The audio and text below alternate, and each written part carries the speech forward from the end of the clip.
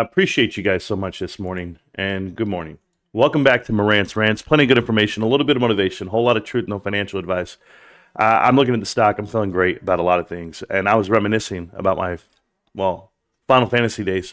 I want to tell you guys something. So I was growing up. I was like 8 years old, and my dad had bought a Nintendo, the NES, the original one. And one of the first games we ever had, other than obviously Zelda, Super Mario Brothers, and Metroid, was Final Fantasy. And when we found out what role-playing games were, RPGs, we were blown away because they had a storyline. And you would go get items, and you would collect experience, and you would just keep running down that long line of a story that you wanted to complete. Now, I've always been that guy. And this is since I was 8 all the way up till now. I prefer RPGs more than FPSs, right? First-person shooters, and definitely more than sports games. Now, I've always been a gamer, and yes, physically out here in this world, we're athletes. We can play football, we can play basketball, go run, jump, all faster than most people. But over time, father time kicks your ass, and you can't get out there. You can't throw the ball over the mountain anymore, and you can't run as fast as you used to. You can't jump as high as you want to. But video games actually puts you in another world. That metaverse you're in, I can go ahead and get online and hang out with my buddies and my cousins, and we can all play all night. And we can be great, and we can click and shoot, and we can do it with the best of them. But right now, the RPG games take me back to what it was. If you guys don't know, that's a collection of Final Fantasy music. Edward got it in a matter of seconds. So did the real DMT and a couple of other people hot this year, whoever it may be. Final Fantasy soundtrack has played huge in my life. I remember when we first played Part 1 on the NES, and then we got Part 2 on the Super Nintendo. Part 3 on the Super Nintendo really was fun. And that game right there really changed a lot for the way you wanted to play video games. The game inspired so much for us as a family. We had bought a Nintendo 64, and my father said, hey, we got the 64, but we have to go buy a PlayStation. And we're like, disc? We're not going to play disc games. They're slow. They load slow. They're terrible. We're cartridge guys.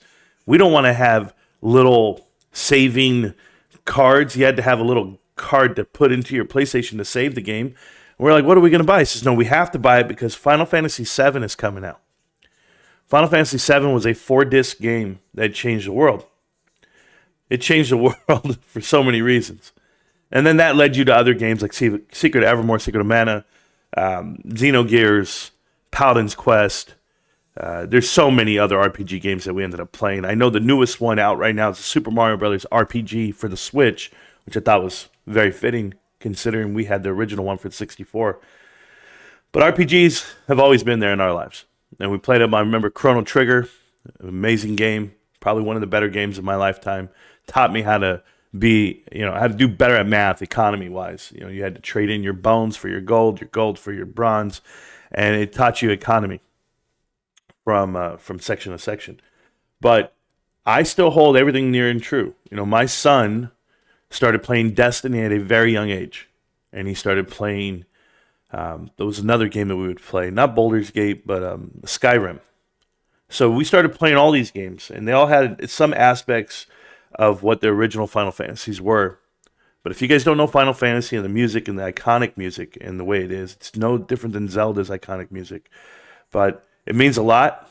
I grew up with it, so I just want to let you know, video games are everything in a way. It calms you. It's a release. It's an escape. But it's going to be forever changing real soon. And I know people don't know this part, but they should. So I wanted to tell you guys this, just in passing. Welcome back to Marantz Rantz. Plenty of good information, a little bit of motivation, a whole lot of truth, no financial advice.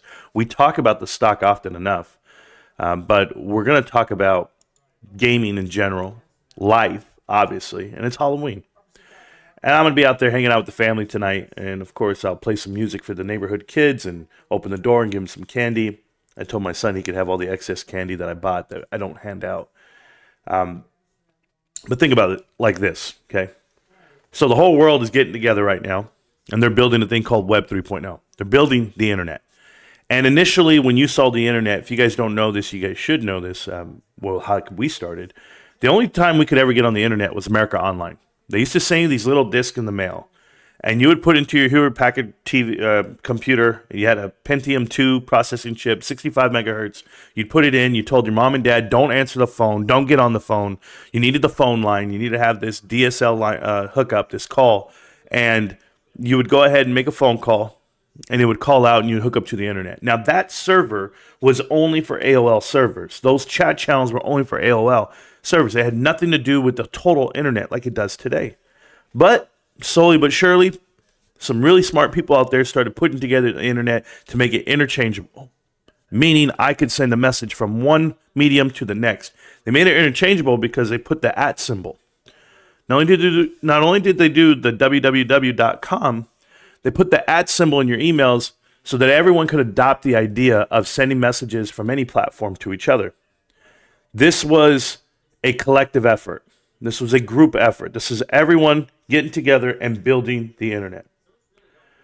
Right now, they're building Web 3.0, they're building the Metaverse, and no one even knows it.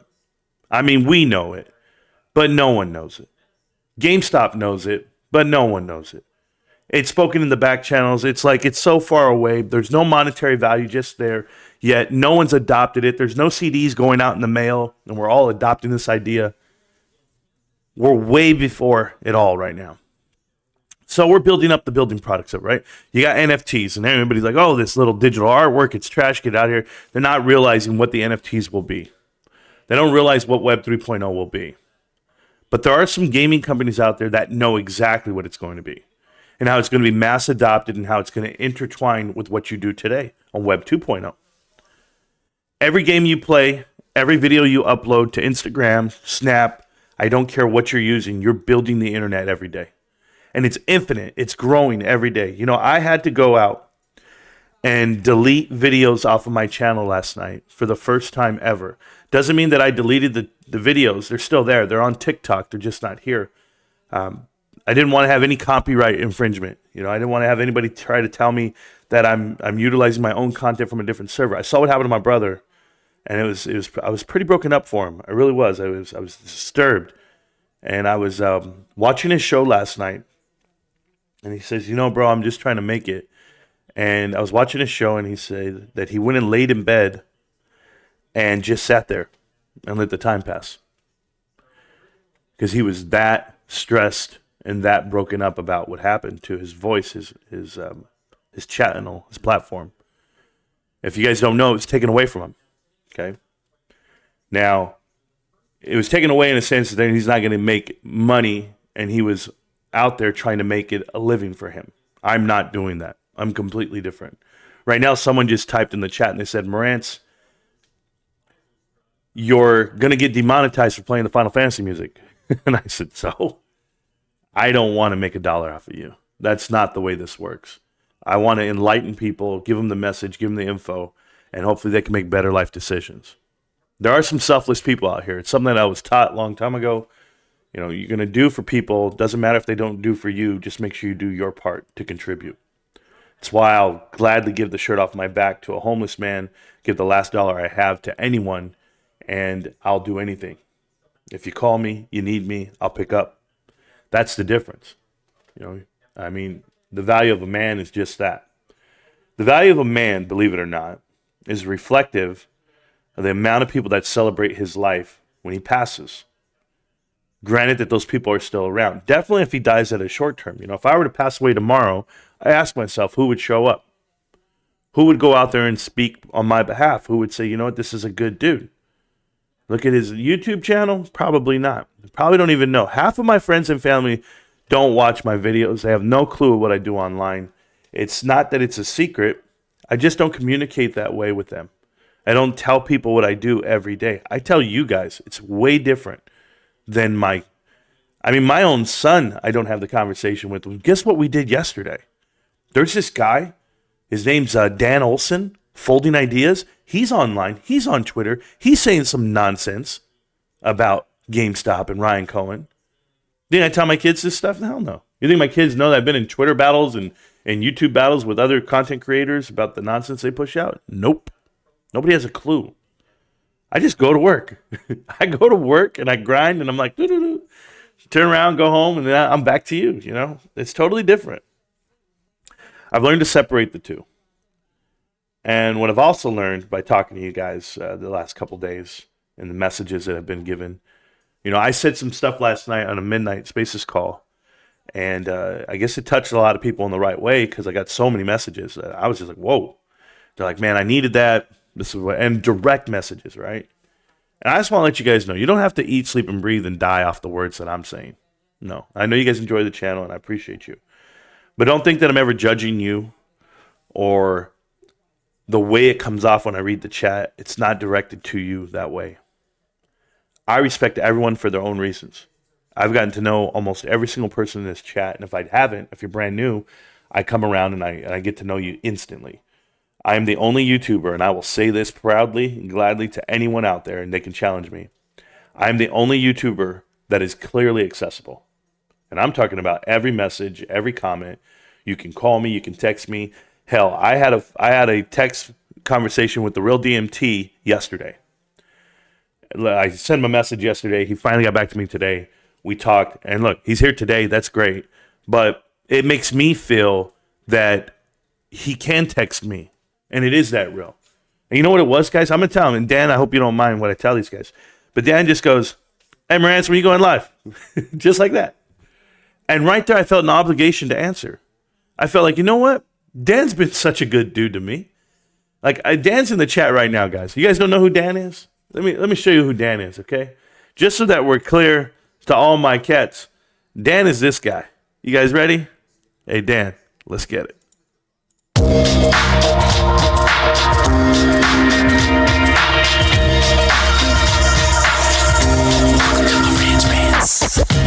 Welcome to Marantz Rantz, no advice on finance. Spin the wheel and take a chance. Get an NFT and a little education. The system got undertow, that knowledge is flotation. You wanna learn? Well, you came to right place. You pumping AMC, might get slapped in the face. Get your due diligence, know who the villain is. Don't be a sheep when the shepherd's carnivorous. So come learn, laugh, and maybe you win big.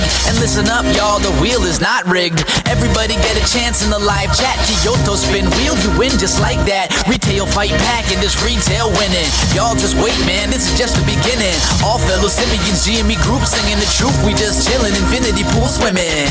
So welcome to Marantz Rantz. A lot of knowledge but no advice on finance. Don't even need pants, you can tune in naked like Henry the Mayo Man. Internet's most hated. Don't wanna lose your money, then it's time for you to listen. If you're ignorant, invest in AMC, assume position. The stream about ready, they told us to don't dance. I do what I want. Welcome to Marantz Rantz. Welcome to Marantz Rantz. Welcome to Marantz Rantz. Welcome to Marantz Rantz. Welcome to Marantz Rantz. That's right, guys. Welcome back.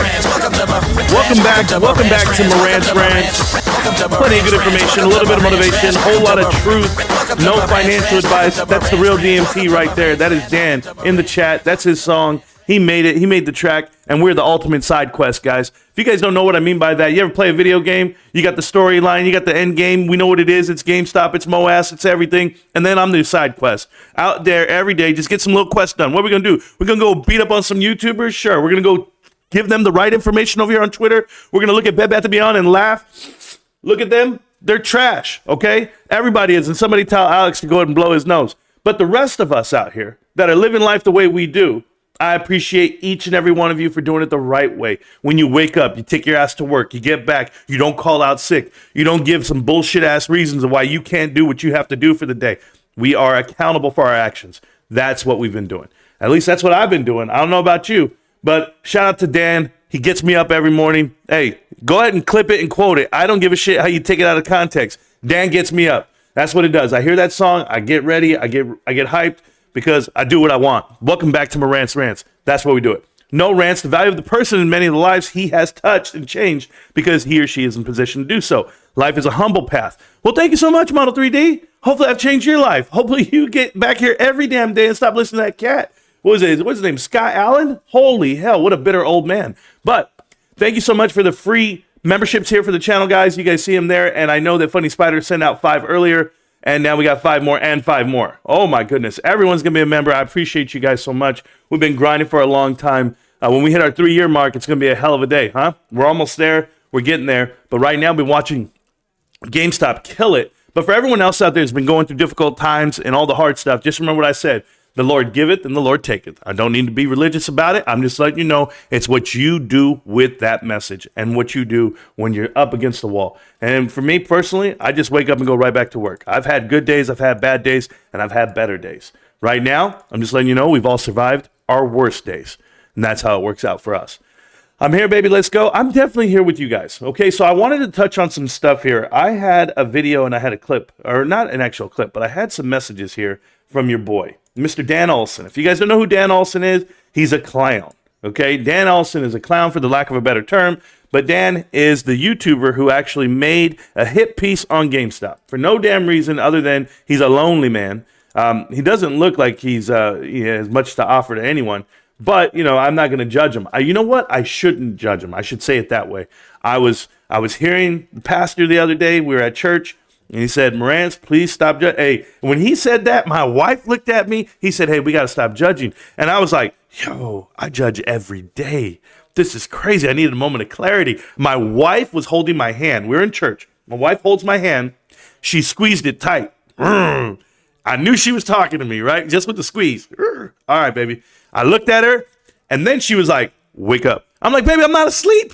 I'm not asleep. She goes, you just fall asleep anywhere. You're narcoleptic. No, I'm tired. I'm not narcoleptic. I don't sleep, bro. I'm tired. So when I sit down and my legs go numb, my ass gets numb, what do you want me to do? The guy up there's got to be entertaining. If that pastor can't kill it, if he just can't, trust me, my biggest pet peeve is when people get in front of a mic and can't speak. Oh my God. Speaking to the mic. Like I just put it to your face. I do all, I'm just like, come on, man, do your best. But maybe they're not trained. Maybe they're not out there actually learning stuff. So I'm like, okay, maybe they haven't done some of the things that we all do.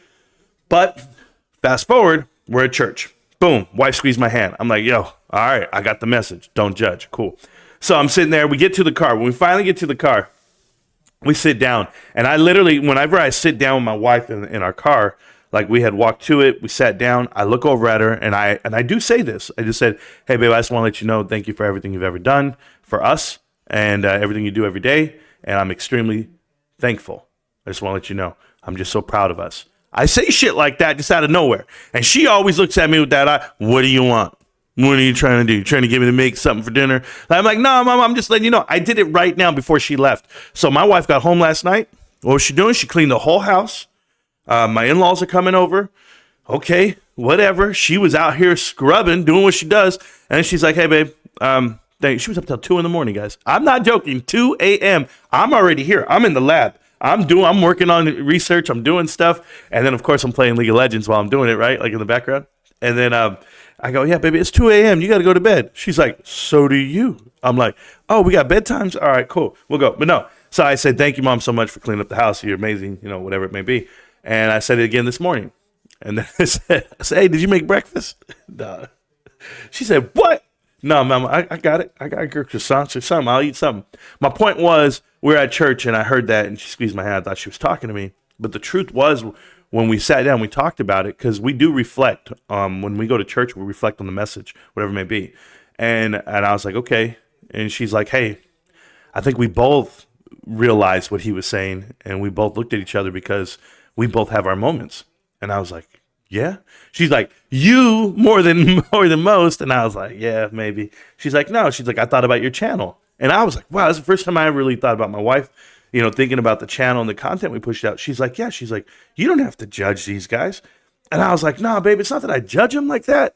Like, I guess I do. But these delusional Bed Bath & Beyond investors and AMC investors and haters of GameStop, I do judge. And I have to find a way to get my message across and not be so personal about it, like take the personal shots that I can. So I've tried my best, but even when I try my best, I'm a comedian. Like my timing, just right now, like when I was like, Alex, keep your nose clean, like, with the stock or information, whatever. Like people know the inside jokes. People know all the chat. So I have to find a way to balance myself. So I apologize. I'm trying to do it more in real time, but obviously when I'm on the job right here, I'll do my best. I will. So shout out to the wife. Shout out to the church that we went to this weekend. Very, very uplifting. Probably one of the better memorial services I've been to in my recent history that I remember. And only because I was so proud of the children and how strong they were. And it meant the world to me. It really did, because I remember I told you when my cousin passed away, I couldn't speak. I was actually asked to speak at that funeral, and I've always been a public speaker. I've always been the guy that go up there and does the whole eulogy or whatever. And my mom had like waved at me and said, "Come on," and I looked at her and I shook my head like a 2-year-old. I said, I couldn't get up and do it because I had my son in my arms. And my son was about 1.5 years at that time, almost 2. And he was in my arms, and my cousin had just passed, and my cousin was 13, 14. And I was like, I couldn't imagine losing this little rock right here. And that little rock right here is a big ass rock now, but I'm just saying. So I couldn't speak that day. So this weekend, or on Friday when we went to church, the children of my wife's friend who had passed, unfortunately, he passed away at a very young age. The children got up and spoke. And I can't even tell you, well, I can tell you this. There wasn't a dry eye in the house. And I don't care how big of a thug or how strong you think you are. When someone's baby girl goes up there and starts talking about their father, it'll tear you down. Because if you're a parent, that's where it all goes out. So I definitely couldn't handle it. And I'm okay to say that. And no, I don't wear shades to funerals and stuff. And I don't do any of that. I literally just sat there and I took it, and tears are dropping down, because this little individual, who's probably weighs like 90 pounds, was the strongest person in the whole damn room. That's God's honest truth. And I was just, I don't know where the power comes from, but it must come from a higher power, because there's no way I could do it. So shout out to life and what we go through. And whenever you think you're having a bad day, just think about it. Someone else is probably going to have a little bit worse than you. So find ways to get past it, honestly. All right, we'll talk about the stock. We'll talk about all the good stuff, and that's where I keep it. If you guys ever want to talk about another topic, you guys can write in the chat. It's fine. We come here to pass life. We come here to pass time. We have for the last almost 3 years now. I said that when we first started this channel. I said this is going to be like your water cooler talk. You're going to come up. We'll talk about anything. Current events. Obviously, the biggest current event is going to be the Fed meeting. Fed meeting today and tomorrow. We'll know more about the rates and if they're going to increase. If they are going to increase, understand when interest rates go up and the yield for the 10-year keeps elevating and going, the bond prices will come down, meaning you can blow this market up. You can go ahead and buy the bonds at the bottom, and therefore you'll be buying the U.S. debt at some point for a lot less than what initially was. This can become a problem. But if you're Janet Yellen, she's a goddamn, she's been preparing for this for a while. Okay, if you guys don't know this, that's the treasurer. And Janet Yellen has been preparing America for what this could be, this recession of 2024 moving forward. And what that means is the recovery time would be a decade. And it's scary to some. And I just tell you it this way because there's these cycles that we've been in. If you guys don't remember, you had 92, a recession in 92. I still remember it very vividly. We put our house for sale. My dad didn't have a job. We had a mortgage company calling. You pick up the phone. There's nothing there. There's no one. We don't have the money, bros, and we're not moving. So how are you going to get me out of this house? But my father found a way to keep us in the home throughout all those years, and that was commendable. But I still remember going to the ATM machines, putting in the card, and trying to pull out $20, and we didn't have it. And it wasn't a letdown. It was more like a video game to us growing up. We're like, yo, are we going to eat today? No, we can't eat. All right, whatever. We'll go have these ghetto Pop-Tarts. And if you guys don't know what we called ghetto Pop-Tarts, it was a piece of bread with just syrup on it. That's it. And we had 8 of them, and we'd fold them in half. And, Rico and I were eating us out of house and home, not knowing that my folks didn't have money for it. But you know what? Life has changed. Life's been better. And we got through it from 92 all the way to 2000 dot-com bubble. You were still pushing through all the way for a 15-year cycle. So that 15-year cycle was 2007, 2008, and that's where it blew up. You're looking at a 15-year cycle from that time frame, from 2009. So 2009 to now, which would be 2024, that's a 15-year cycle again. The 15-year previous cycle from 1992 was 1978 all the way through to 1982. Now, we only know this because the minute we were off the gold standard, you saw interest rates escalate for the next decade, peaking out over 10%, 15%. So Boo-hoo at the 7 and 8%. Now, I know 7 and 8% today is a lot more only because what are the prices? The price of a house. The price of a house is $500,000, not $50,000. So there's bigger problems right now upon you. You can see this economy blowing up. You can see them buying back their debt initially. Once it all filters out, because you're going to inflate the dollar. The dollar is going to it's going to beat everybody. Right now, the player in hand is the Bank of Japan, okay, the BOJ.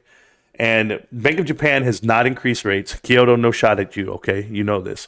Kyoto's my number one mod, my guy who's been around forever. But the Bank of Japan has not increased rates. They tell you that this economy, this world is fine. When the Bank of Japan starts making moves, guys, and you see the U.S. dollar start trumping that, now we have an issue. And the issue is that it's true panic. It's true panic for a lot of people. But I think Janet Yellen's been setting it up. I think she's had the help of the SEC and the Fed. And the reason I say that is because they've regulated crypto. They're attempting to regulate all crypto and chop it down so that the dollar stays stronger than Bitcoin, Ethereum, or any other cryptocurrency out there. So you'll see what I'm talking about in real time. I know people want to tell me gold and bricks and banks and all this nonsense. Let me know when you can beat out the U.S. on this surplus. But the interest of the debt alone is going to trump our consumer spending really soon. Discretionary cash. All right, we're not going to have enough to even service the debt or the interest of the debt. And that interest of the debt will be larger than our defense spending budget really soon. And I've said this in the past. So I want people to know how dire this is and what can we do to combat it. Well, one, you can obviously buy securities that you're secure with. Apple earnings comes out on Thursday. Everyone's going to be paying attention to that because the top 7 tech stocks in America right now are holding this whole market up. And so you need to know that when they start tanking, which they have done, I pointed it out yesterday at the end of the stream. So you guys did not watch the live stream yesterday. At the end, I hit the music and I said, peace, deuces, and I walked away. Well, I grabbed my phone and I started reading the messages. And then Paula Abdul in the chat, I think his name's Abdul something. Paula Abdul says, Marantz always walks away and ends the show when we hit him with the real questions. And I was like, no, I'm really just going to work. But you know what? I came back and I stopped the music. And I said, all right, Kat, here you go. And I showed him all the stocks, not just GameStop. It's not fair just to go to GameStop and say it's trash. And Mark, welcome to the Real Diamond Hands Club. Appreciate you, Mark, so much for being a member. But it's not just fair that you get to cut down the game, GameStop. This is what it is. But when the whole world's down, right? I mean, we're talking about Apple down 10%, 20%, Nvidia down, Microsoft down. Everyone's down massive amounts. And those amounts, they attribute to what you call market cap and of the whole market. So trillions of dollars are gone from the S&P 500. And if people know this and people recognize it, then they should have a little bit more respect to what the market is and how it fluctuates. I had somebody right now, this clown in the chat, right when we started the show, was like, yo, AMC is going to be beating GameStop on price point. You're just like looking at yourself like, what the hell are you talking about? You're talking about a stock in AMC that has been diluted by billions of shares. Billions. It currently sits at $1 a share versus GameStop that's sitting there at $60, right? So, or 50, I apologize. We'll just ballpark $52, whatever it may be. My point is they're night and day. The leadership's totally different. The company structure is totally different. So no, it's not the same. You need to educate yourself. Instead of making remarks, tell me what I said that was so hurtful to the chat. What I said was, I meant that the compliment rants comments. I'm not upset that you don't understand. I'm not here to hate. Oh, Model 3, I don't know what's going on in the chat, bro, but I'm going to let you guys figure that out. You guys are going to be great. Insert a Paula Abdul song. Yeah, straight up now tell me, do you really want to love me forever? Oh. Or are we just having fun? Straight up now tell me, do you want to be with me and you together? I don't know. Is it just a hit and run, Model 3 dude? I don't know. Yeah, so straight up now tell me. Is that a song? Rush, hurry, baby, come to me. Rush, I can feel you. I can feel you all through me, Model 3 dude. Is that fine? I got more Paula Abdul songs in my head somewhere up there. That one with the cat, what was that? I forget the one with the cat. She did a 2 steps forward, a 2 steps back. We come together because opposites attract. And that's why you're here. Because you know, it ain't fiction. It's just a natural thing. Yeah. There you guys go. So I can do this all day. I mean, what the hell? I grew up in music. So Model 3, dude, is a Karen. Well, thank you for that. I don't know what that means exactly. I don't judge any woman by the name of Karen, or if you're just giving out that name. Now, just to let you guys know, Final Fantasy, amazing. You know, I love that music. I was going through your chat right now. If you guys don't love it, well, then you guys just don't know how to have a good time. I play Final Fantasy music while I'm around the house, cleaning, playing video games. I just have it in. It soothes me. It just takes me there. That or K-pop. If I'm playing some K-pop, then we're good to go. All right, but back to the real stuff that's happening this week. So all this is going to happen. The Fed's going to happen. Earnings are going to be coming out. I'm not interested in Apple earnings. That's not what I care about. I know I said that it's coming out, but that's not what it is. I'm interested in Carvana. I want to see Carvana. You guys don't know this, but I gauge the economy based off of what Carvana is doing. All right. So the used car sector and the profit margins that are or that are not, I want to see where that's headed, because I've said it here publicly, and I'm not going to shy away from this. You will see a recession when 2 million people lose their jobs. Until I see the unemployment numbers increase by 2 million, I don't believe it's a recession just yet. I need to see big business do cuts more than just what they did. I also need to see them not willing to hire for the season and do it, do this structured seasonality. When you see the crash come, okay, this is another thing. We were talking about it right now. When you see this crash come at you guys, this correction, I should say, you have to know who's been prepping for it. Not only has the Fed prepped for it, not only has Janet Yellen prepped for it, but remember that the reverse repo rate is in the $2-3 trillion range right now. You remember during the during the financial housing crisis, 2008, 2009, that reverse repo rate was at $500 billion. It is now 6 times that. $3 trillion. It fluctuates from 2 to 3. You're telling me that they're not ready, that they're not prepared for what's about to happen? They already see it coming.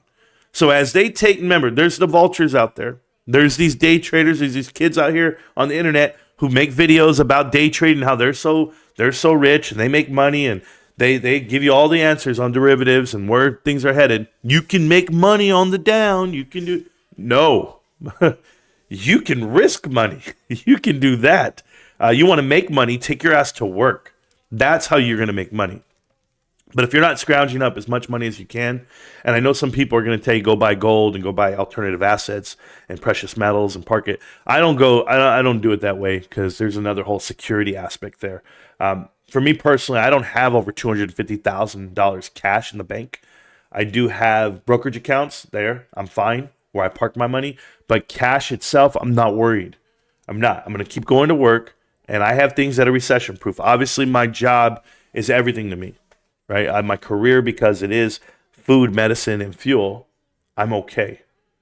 I did good there. Not everybody has. There's people out there that are going to be dealing with a tightening of construction, a tightening of spending from sales all the way through. So I just think if you prepare yourself for what happened in 2008, 2009, you can prepare yourself for anything right now. And I think people need to. And I'm not a doomsday guy.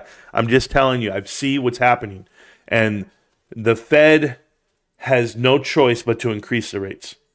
And if they freeze the rates, just remember that's not a decrease.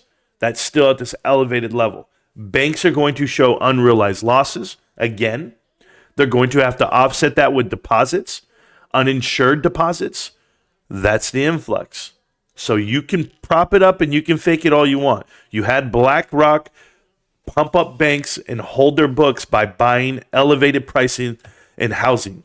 They literally bought everything last year and the year before at an elevated price. They did not care the price of housing. You can't invent more land, so they were willing to pay any price for it. But that was to prop up the bank's balance sheet. I don't know what they're going to do right now, because the yield, the yield of the bond, just so everyone's clear, that means the end where you actually get the money for it. There's a maturity for it, the timeline. And the timeline could be the 2-year, right? Like most people short, like GameStop, where they're in what we call marketable securities and they're on the short term. They actually park their money for 90 days, for 2 years, whatever it may be, short term, because the risk is that great. You can get over leveraged on the fact that you're investing money right now. I don't care what you buy. And by the time you get your money for that bond, 10-year, on the 10-year bond, you're looking at the maturity of it is 10 years away. How long do you have to hold? You're going to hold this position, this cash position. There's interest being increased every month, every quarter. Like you can't sustain the interest that you're holding over. You just can't. Banks can't. They need more deposits, and they don't have them, guys. No one's going to deposit more money. This is what happened with Signature Bank. This is what happened with First Republic Bank. This is what happened with Silicon Valley Bank. And yes, it's in combination with the fact that the SPACs that they front-loaded in 2021, they're hiding money on the markets, guys. They front-load SPACs. Those SPACs don't pan out. They don't actually become companies. Now they have to go give that money back. And when you go to the bank, you say, hey, man, we front-loaded you all that money. Where's our money? They're going to go like this. Oh, it's in the 10-year. It's in the 10-year, and I can't go grab it. Because if I go grab it, it's at a loss right now. So it's in the 10-year, and I can't get that money for 10 years. Right? I can't get the money for 8 years, whatever it may be. Like, you guys have to know how this is about to work out for a lot of people. It's the equivalent of a bank run, where people are going to go to the bank and say, you know what, I want my money. And they're going to be like, we don't have it. It's parked in 2 years, 10 years, and 20 years, right? Bonds, notes, and bills. So you got to be kidding me right now. If people don't know this part, this is the part where they're going to be hurting. We learned this, guys. I mean, you learn this over the years of like seeing like the ebb and flow of the markets. So with that being said, businesses are going to crumble. I promise you, the stress of operating at a decrease like an AMC where they're interest heavy, you're talking about you can't borrow money. How the hell is a bank going to let you borrow money at what elevated rate considering your credit? Remember, the first thing is credit defaults, the ratings. They're going to give a rating default to a lot of companies because they're not going to be in line. They're not going to make their payments. They're not going to follow the covenants. We're talking about heavy loans. No one's giving out money for free. So this is not 2011, 10, 12, 13, 14, when they could have been successful businesses, where they could have bit down on the books, but instead they expanded beyond and they got leveraged. And that's where private equity comes in. And that's why we have this conversation right now. Because private equity got their ass kicked for a long time. But while they were getting their ass kicked, they're actually getting everything lined up. They're getting lined up to eat. And they've been eating since the pandemic. Now, if people want to say the pandemic was something that they actually planned and that they needed an event to happen, i.e. 9/11, which I'm still upset about, that they actually crashed planes into buildings and it just so happened that it was on the floors of certain hedge funds and wiped out complete companies. And, you know, building number 7 gets knocked down. That's another whole conspiracy theory there. But my whole point is, what is the cost of doing business? What is the casualty? You're going to go to war. I don't care which war you've seen. I don't care if it's Kosovo, Bosnia. I don't care if it's Iraq. If it because of 9/11, Afghanistan.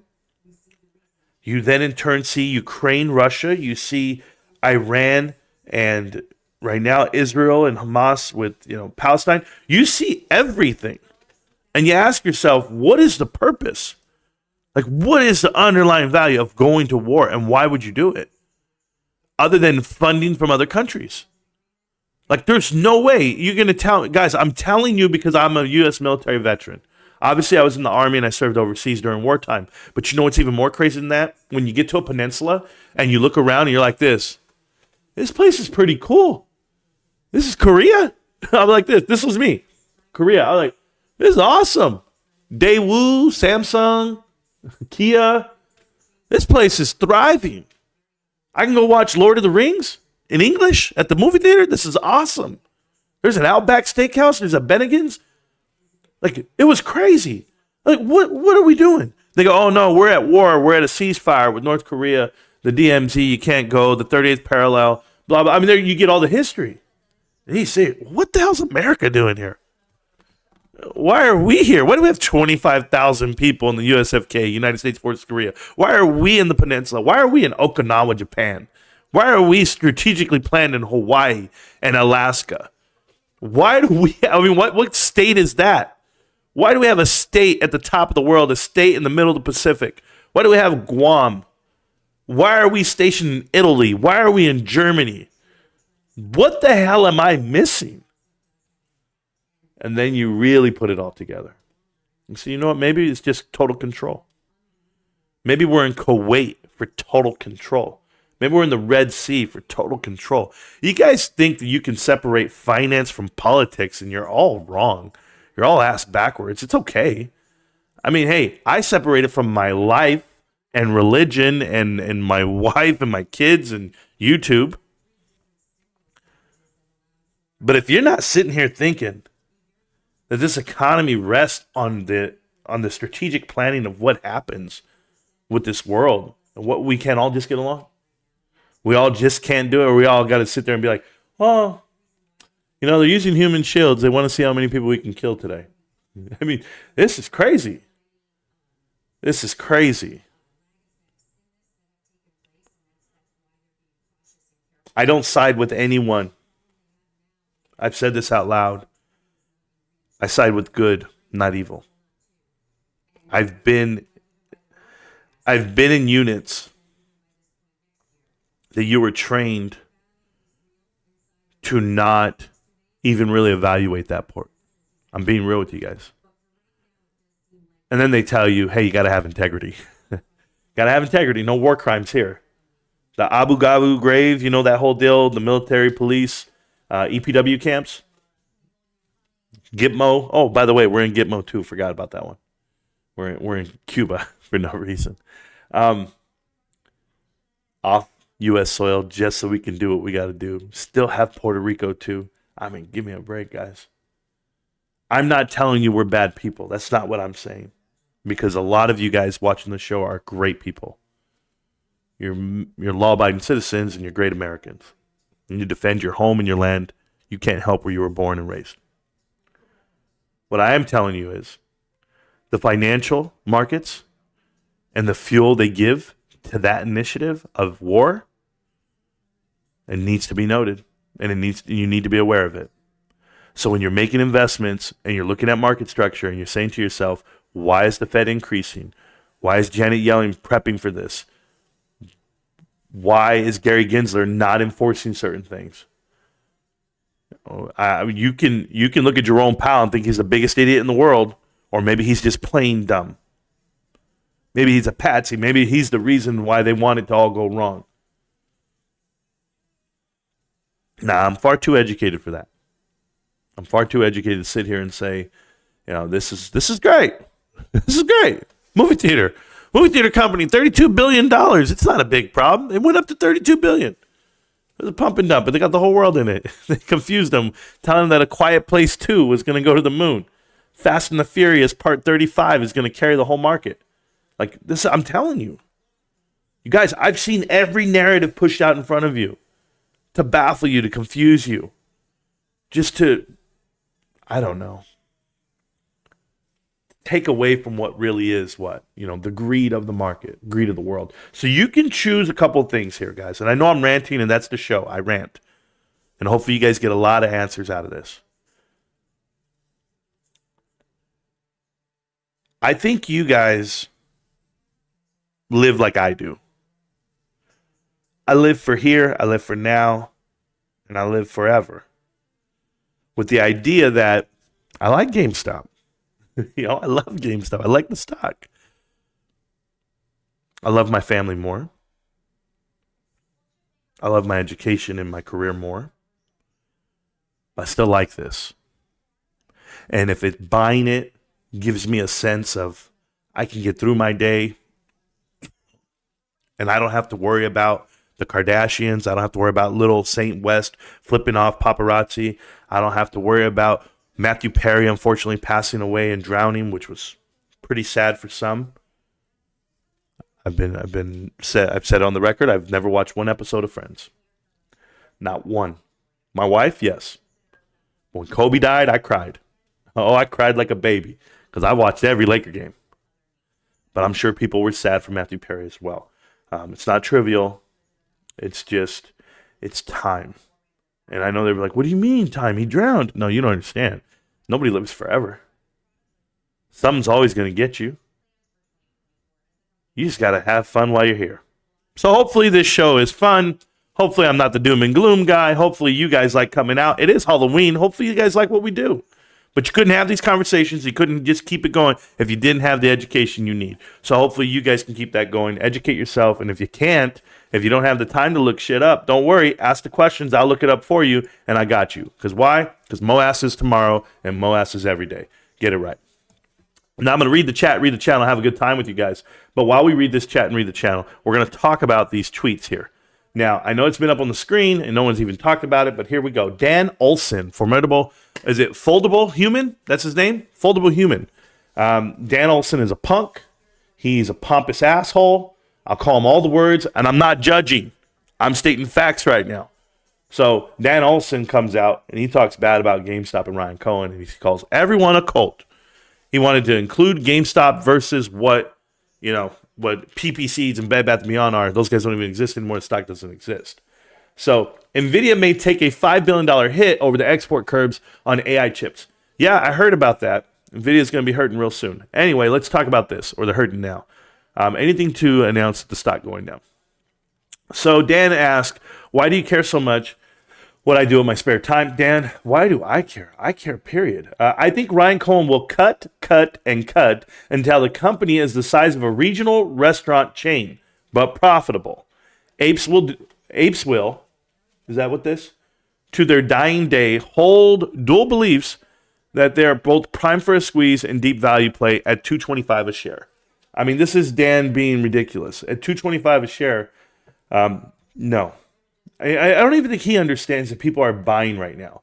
Then the next guy says, sitting on $1.1 or $1.2 billion in cash, bud. He's also, we agree, $4 a share is much more reasonable price for GameStop to be sitting at. It's stuff like this. So Dan's on a tear right now on Twitter, defending his financial advice video. That's what it's called. It's called financial advice. I did a live stream on it. I talked about it. I broke it down. The video got a lot of views for the channel, maybe 7,000 views, somewhere in that range. Just so you guys are aware, it has more thumbs down than up. That means Dan's whole crew came through. They gave it over 214 thumbs down. We have 211 thumbs up. So we're losing there on the video, but that's okay. I just wanted you to know that Dan has this agenda to prove his theories correct. Okay. I just minted it for you. Oh, cool. Trove is out here. If you guys don't know Trove, he's an NFT creator. I did an interview with him a while back, but he did the artwork for the thumbnail that I posted today. And unfortunately, I'm not holding my GameStop wallet. I'm letting it go. I know the NFTs are out there. I'm supposed to pass them to people. I don't really care right now. I don't have to. I'll put it that way. I don't have to do anything. I can just hold them myself and let it delete and let it do whatever. That's what it is. I got all the shit for free. I'm just giving it away. And if I give it away, I give it away. If I don't, I don't. It just takes a lot of my time, guys. This is why I stopped doing Twitter Spaces calls. I didn't have the time to sit there and just do that all damn day. I'm barely on YouTube over here or on TikTok. I have TikTok Live going right now, guys. TikTok Live's been typing up, and they're trying to tell me Rico is better. Okay, good luck. I don't know exactly how that goes, but they'll be okay. They want me to give some sports picks. What sport? Oh, okay. Dallas Cowboys to the Super Bowl. They're going to win every game that they play. The other part is who else? Nobody else. Colorado sucks. USC's overrated. Are we good on all this stuff, guys? Lakers are going to win a championship, and not because of LeBron, in spite of. Things like that, bro. I don't know. I don't really like sports, and not anymore. I stopped watching them a while back. All right, I got to read the chat. I got to do some stuff today, guys. I want to have a good time. You know what? I don't have to do anything today. It's my day off. I'm going to sit around and be a bump on a log. But I will tell you, what I'm really going to do is I'm going to play video games. That's it. I'm going to be playing League of Legends. I want to do that all day. It's my day off. I want to enjoy myself. But of course, this is enjoying myself right here with you guys. So if you guys have any questions, if you guys want to come into the chat, yes, I will open up the Discord right now. I'm going to go into the chat channel for Discord. So I'm in the Discord chat channel right now. I think I'm trying to get there. Is it going to let me in? I'm not allowed. No, it's not saying I'm not allowed. It's just not putting me in there. What's that about? Okay. Unmute. I don't know what the hell it's doing. Is that weird? That's right. I'm just going to close the whole thing. It was telling me I can't go into my own Discord. Unless these guys blocked me out, which is possible. You know, I don't run the Discord. It was Linda Real, Kyoto, Ruben. Those guys run the Discord. I'm just part of it. Let's see if this allows me in. Nope. Can't get in there, guys. So then, guess what? We can't talk. Something's going on. Maybe I'm already in there. I don't know exactly what's going down. I'll just have to reload Discord. Sign out, sign in. It happens to me all the time. There we go. Will Levis turned into a man into TikTok Financial Charlton. Yeah, I saw Will Levis. He threw 4 touchdowns. So tell Rico he doesn't know a damn thing. No, I'm not blocked from YouTube. I'm on YouTube, bro. You're completely wrong. My brother's blocked, not me. So there we go. All right, anyway, I'm going to read the chat. I don't need to get in there. If you guys want to talk or whatever, I guess I'll find a way to get into the damn thing. I don't know. I don't know what to tell you guys.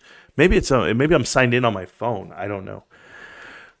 Who is this Greg? Greg says that he's down big and he's hurting. Gregory Gorgon? I don't know what your hell name is. Hey, Greg, I'm just going to tell you, if you're down big and you're hurting, bro, I would tell you to sell all those stocks that have you down really big. I don't know about GameStop per se. You know, GameStop's actually looking amazing right now. It's a hell of a buy. You guys saw my buy this morning. I put it in the Discord. I'm right now I'm trying to average. I know I was doing 1 share a day, but I'm doing 2 shares a day right now. So I'm going to keep that going. And then a little bit carryover. So I buy a little over 2. So it might be $1 more, $2 more. But by the time the month ends, I want to have around 70 a month right now, shares. So I'm trying to do that. I think I'll do good for the next 4 months. Give me an additional 250, 210 shares. And so people, just so that we're clear, if you guys are not familiar, I only have 50. So when people say, hey, man, he only has 50 shares. Yeah, that's right. I only have 50. GNS is up 5%. It's to 67 cents. We all know that's a trash-ass stock. It's down, actually, a lot since I made the video about them. I did tell you guys about the format that I'm not going to be doing those rapid release videos, i.e. all those updates, answering questions to people on TikTok. I'm not going to be doing those on YouTube. Those will only be on TikTok. So if you want to see those rapid videos where I put out updates, blah, blah, blah, talk about the stock, whatever it may be, that's going to be on TikTok. So if you don't follow me there, well, then you don't watch them. Who cares? I really don't. I don't get paid for TikTok. I don't have any reason to do them like I do other than to educate people over time, and they'll see it. So that's just the way it goes down. But, you know, my time is valuable to me, and I want to be able to do better quality videos here on YouTube. I tried that out for a while, and I got rid of it right now. So all those videos that you were watching this past 3 months, I deleted them on YouTube, but they're still over there on TikTok, so feel free to watch them. Good morning, Marantz. How you doing? Hey, how we doing? 5% intraday. Yeah, it's looking great, guys. Let's go look at the stock really quick. I don't mind doing that. Let's see where I'm at, though. Do I have it here? Oh, I have it here. The stock's at 1347 right now. I'll show it to you in a minute. Right here. And then, of course, here. There we go. So 1347 on the stock, still ripping. I'm on the 5-minute chart here. I'm not looking at the minute chart. Remember, I don't even care to look at the daily chart on this thing. I just bring it up so that you guys have something to look at. But I really don't. I mean, I don't care one bit where it goes. I actually like it when it goes lower. I don't know if people know this, but I would like it to be low the whole year so I can get everything I can at $12, $14. I know that the cycles right now for this stock or for most companies are going to be about 2 to 3 years. So, yeah, you had a peak in 2021, and maybe it comes down for the next 3 years. Maybe it goes sideways for 4 years. That doesn't matter to me. I can go sideways. I can go up or down and sideways. Only 3 ways a stock can move. But it's not going to go bankrupt. And that's all I really care about. because I think the narrative that was pushed out to everyone would tell you, forget this stock, don't buy it. They want to get away from you. It gives me more time to get more at a great price. So I'm going to try to have enough by the year 10 years of investing. Hopefully, there's 250 trading days a year. If I want to average a share a day for that time frame, I'm looking at over 2,500 shares. I'm going to have a lot more than that. I'm just letting you know because we're way past those numbers. So more than a share a day for a decade, I'll be fine. I'll be very fine. And I'm sure you guys will too, considering that when you have that many shares, when you have thousands of shares, you're going to look at dividend payouts. You're going to look at eventually when you do sell, you'll have, or you hand it off to to your family and to your kids. You're going to have enough there to create wealth for someone else. So that's just what I'm doing. I'm doing it at $20 at a time. You guys can hate me on it. You guys can talk shit and think that it's not the right way to do it. I would just tell you, you plug away money into your 401k for decades, pennies at a time, small amounts, whatever it may be. And at the end of your life, you retire off that number. So just know, I'm going to retire off this number or I'm going to die off the number. Doesn't matter. It's what I'm doing. I don't know what you're doing. Yes, sell your ass. Well, my ass ain't worth that much, bro. I mean, it might be up in Palm Springs, but not here. So I don't know anyone who wants to pay to hang out with me. But these other guys do. I got another batch of GME DRSing as we speak. Well, there you go, Real DMT, killing it. I was just teasing. It's just a change up. I like it, giving okay, sure, Ascension vibes. I'm doing my best, RP. The first song of the show was the bombing mission for Final Fantasy. The fact that Edward knew this shit like on the spot means he plays Final Fantasy. So I went to the Final Fantasy concert. I sat right next to Celeste Anderson and didn't know who she was at the time. We talked quite a bit. Well, Ed, I don't know who the hell she is even right now. So that's cool. But if you were at a Final Fantasy concert, what life am I living that I don't even know this exists? I didn't even know. By the way, shout out to Anheuser-Busch, guys. Their earnings came out, and all it said was Bud Light's still in decline. So that means Ruben needs to drink more, buy more. We got to support Ruben, guys. That's his drink. So we'll go from there. But I don't own Anheuser-Busch anymore. I used to. But I don't because I don't agree with some stuff that they did. But, now they're signed with the UFC, so that should be real manly. Nah, not me, bro. I'm good. Bet Better Than Me on Q relisted on Schwab, NASDAQ, and TradingView. Well, good for those companies. I mean, it's going to be so amazing when it comes back and everyone just becomes millionaires. It's going to be amazing. I'm going to be here for it, okay? I'm going to watch you guys do it. Final Fantasy for days. I heard that, Jackie. I really did. I'm hella mad GameStop is green today. I was hoping to bring it down lower so I could buy more on discount. Leroy, just know that if it's below your cost average, it's a discount. And so I would gladly buy as much as I can. You should buy some lime. I don't know exactly what the hell that means. I should buy some lime. But we're looking at the stock, and it looks great right now. $13.50. Holy hell, it's a great price. Like, you couldn't tell me, man. I'll buy every damn thing I can. Oh, lemon lime. That's what you're talking about? Amen. Yes, amen. Amen, yeah. What do you say, Marantz? Cheers. I'll tell you what I say, Peter Frew.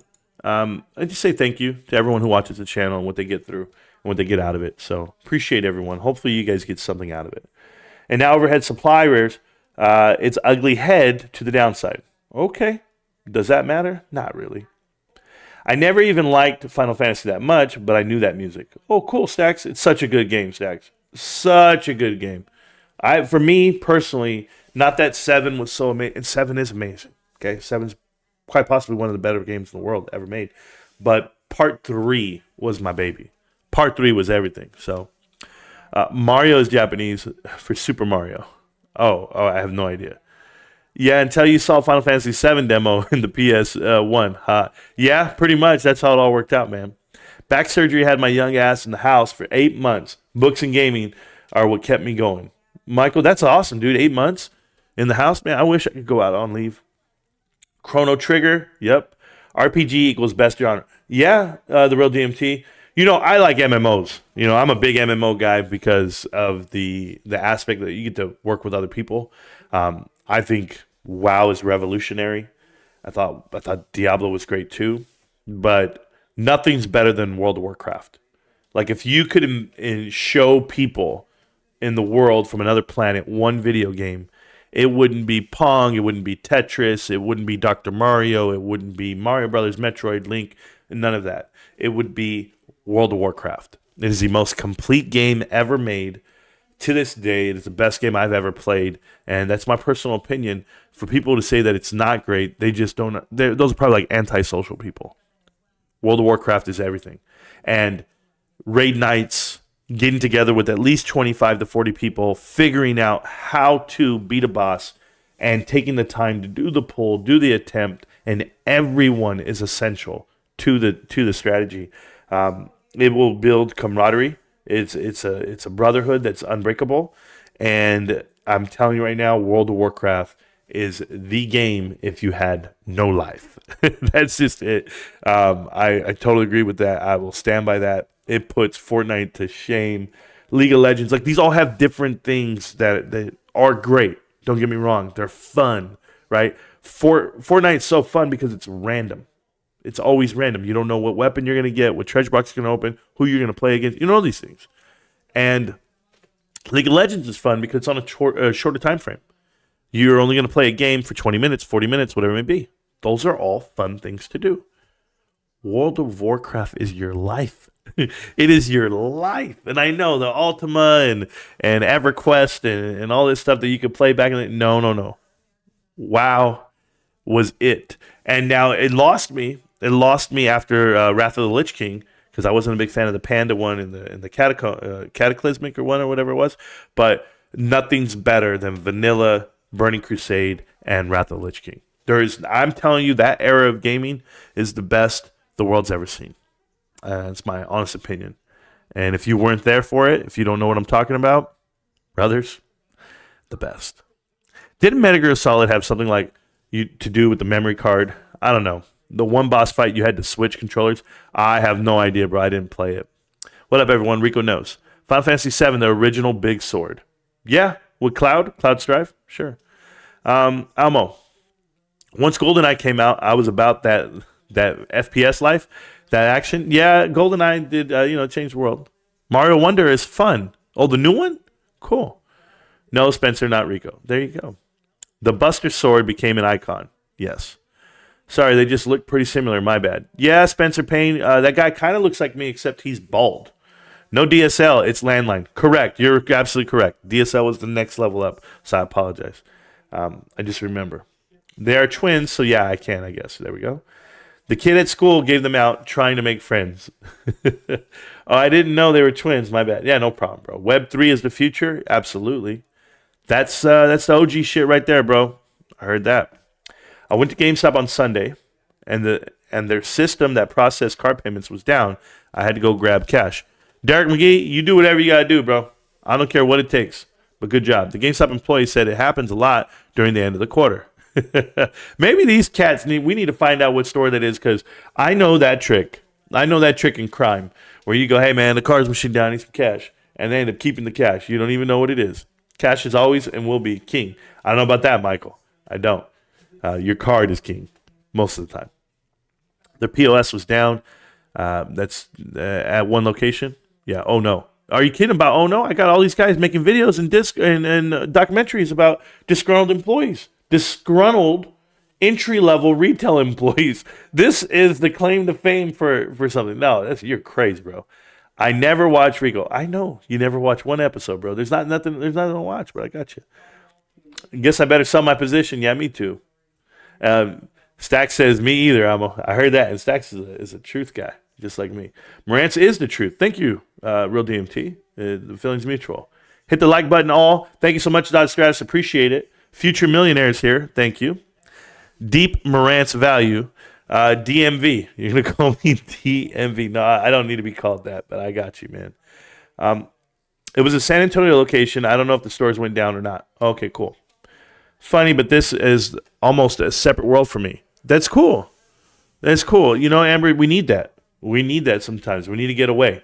And I don't mind doing it. I really don't. I don't mind giving you guys a place to come hang out, because this place would be nothing without you. So it takes two. You're a good dude, no question. PH, thank you, man. You know, I do what I can. I took out a $10K personal loan and went all in on GameStop. Thank you, Marantz, to the moon. You know, Dodge Stratus, I know that you're a troll. I saw you yesterday or the day before. I know you're an absolute troll, and you're typing in all chats and you're doing the bullshit. I wish you the best of luck with your personal loan. I don't know who's ever going to give you a personal loan, but give your money back to your mom. Okay? Do that for me. Word, I saw it late. Yeah, no, I know you saw it late. The message, not a big deal, bro. What happens if regulators delist GameStop to save the shorts? Yeah, John, thanks for the obvious thing there, man. That's really going to happen. True, Amber, but it's like having a whole nother family. Stacks knows. See, but there's a big difference here. Stacks and I talk on the phone. So Stacks knows when I call or he calls me, I'm going to take the time out of my day to talk to him. My wife will be right there. My wife will be like, hey, who are you talking to? I'll be like, oh, it's Stacks. Oh, it's Almo. Oh, it's Ruben. She's not going to bother me. She's going to be like, hey, who's that calling? Nope. Doesn't happen like that. She knows it's the show. She knows what I'm doing. The song by Real DMT is awesome. Welcome to Marantz Rantz. Yeah, I don't know how he does it. I don't know how he did it in his head. He was watching the show on his own, and he hit me up, and he said, Marantz, I make music. I got you. I got a song for you. And I was blown away, and I still am. I think it's a classic. It's going to go with me forever. And one day, if I ever sign for anything, and I'm just letting you know now, DMT, I got some royalties coming your way because I can't do this without you. But if someone's going to start using that song, they're going to have to pay you, bro. That's all I'm going to tell you. It would be in the contract. No, Rants, the value of a person. Oh, thank you. I already read that part, but thank you so much. No financial advice. There you go, Michael. Goat, let's go. We do our best, man. The intro has me, the intro has made the channel 2 times better. Challenger, thank you so much. I agree. But it always has been. It always has been my intro for a long time. Well, about a year and a half, 2 years almost. I nearly T-boned some idiot who pulled out in front of me on a round boat. Luckily for him, I practiced my emergency braking. Yeah, I was actually listening to one of my friends. They have family that lives in Mexico. And apparently they abducted her brother-in-law, because it was a road rage incident, and they pulled up and they pulled guns out on him. They kidnapped him, and he's gone. I was like, oh, what? She's like, yeah, they took him. I go, well, what the hell does that mean? She's like, you're not coming back? And the family's okay with that. Like, that's the country they're living in. That's the life they're living. I'm sure they probably don't want to live there or they want to move, but I've learned just to drive my lane, and if something goes down, somebody cuts me off, they cut me off. If somebody breaks on me, they break on me. Like, whatever is going down on the road, I don't even get involved. I'm too busy listening to great songs and having a good time and getting where I need to go on time, leaving on a good hour. Yeah, you can't get me upset when we're driving. The Real DMT love the song. Yeah, there you go. Thank you for the support, Michael Vanetti. Michael Vanetti with the 5 free memberships there for Giga, Jackson Schofield, The Real DMT, The Great Ape. Are you Rico's evil twin? Evil? No. I'm his twin brother, sure, but not evil. I'm not an evil guy. Sorry, man. Johnny Flanagan, welcome. There you go. Abe, another 5 free memberships for Bull Reno. Lynn M.L. I don't know how to say that other person's name, but Funny Spider put the arm up. There we go. Kim Van and Dr. Steve, my man, Dr. Steve, CJ. Stack says, Michael, Abe, thank you guys so much. Hell yeah, guys. Love you guys. Giga's so happy. Glad to be alive. You and I both. Chad says, great song there, Dan. Trove NFT, the real launch day creator for GameStop. Thank you so much.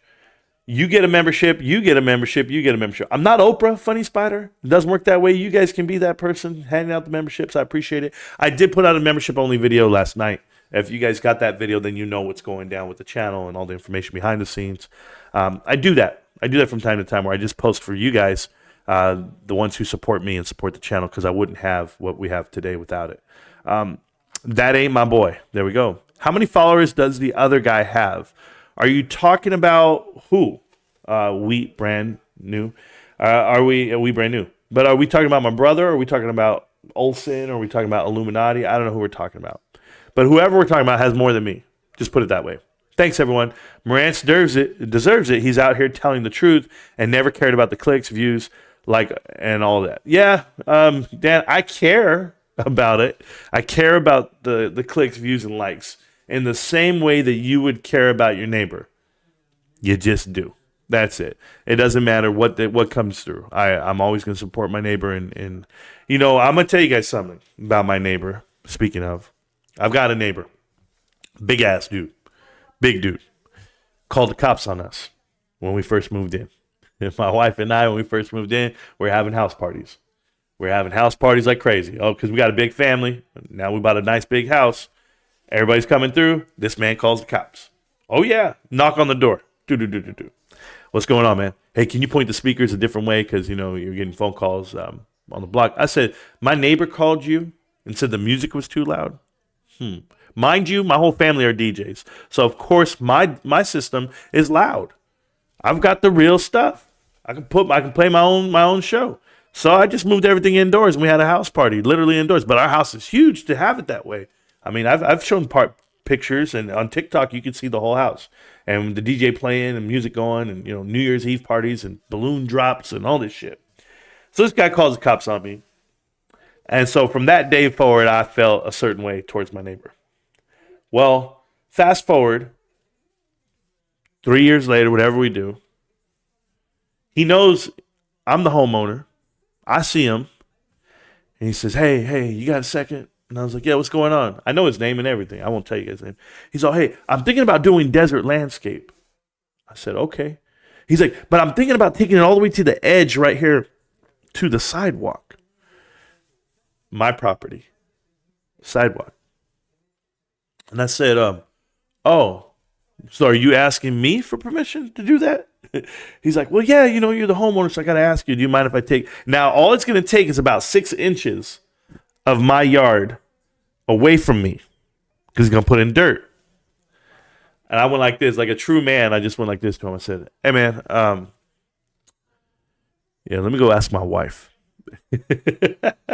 Walked in, told my wife, hey, baby, this way. My wife's like, huh? What you want to do? My wife's right there. My wife gives out the simple answer. So he wants to put in desert landscaping. So that explains why his grass is always dead. Why he doesn't care about his yard. So that's what we're doing. I said, Mama, he just wants to put it up right here. Boom, boom, boom, boom. I gave her the easy way out. I said, baby, we're going to save money. She goes, what do you mean we save money? I said, because I'm not going to turn on the water on that side. I'm not going to put no grass on it. I said, there it is. He goes, okay. She goes, whatever. It's going to look good, I guess. This fool, my neighbor, do I fault him for calling the cops on me? No. This guy still hasn't put in the desert landscape, and the shit's dead over there. The whole goddamn house. Actually, I should take a picture, guys. I should take a picture and let you guys see it. Matter of fact, I will. I'll post that for the members only. Oh, my goodness, guys. Yeah, man, I hope you never change the intro song. I mean, you can. You can do whatever you want. I just hope it never changes. It will never, Peter, it will never change. It'll be in any contract I ever sign, or if I never sign. It'll never change. I don't think I'll ever sign a contract with anybody. I'm not that guy. Rance, you got nothing from what I said. You're okay. You need to remember that even Jesus has his platform to reach out to others to understand the message. Oh, thank you, Model 3, dude. Thank you so much. Thank you for enlightening me. I didn't know, but I appreciate you. Kids Halloween school event. Got to run, guys. We'll watch later, Marantz. Peace, Amber. Peace. Good luck. Spider and Abe are rich people, apparently. One day I'll get to that point. September, you do your best. That's all I can tell you. You don't need to. No, not a hater at all. Model 3 dude's not a hater. I did not know that. I did not know he's not a hater. I know that he hangs out with Manuel and Scott Allen. And I've never seen these guys. Well, they've said good stuff about me in the past. You know what they used to say? Oh, my God, Marantz, he's so good. Do you see the way he just tore into those AMC investors? But the minute I start talking about GameStop, then they get mad. That's it. I can have an opinion about everything because I'm correct about everything, right? About these companies falling apart. But the minute I talk about GameStop, I'm wrong. There you go. Someone in the chat on TikTok says, pray for Israel. Can we pray for everyone? That's all I'm saying. I'm down for that.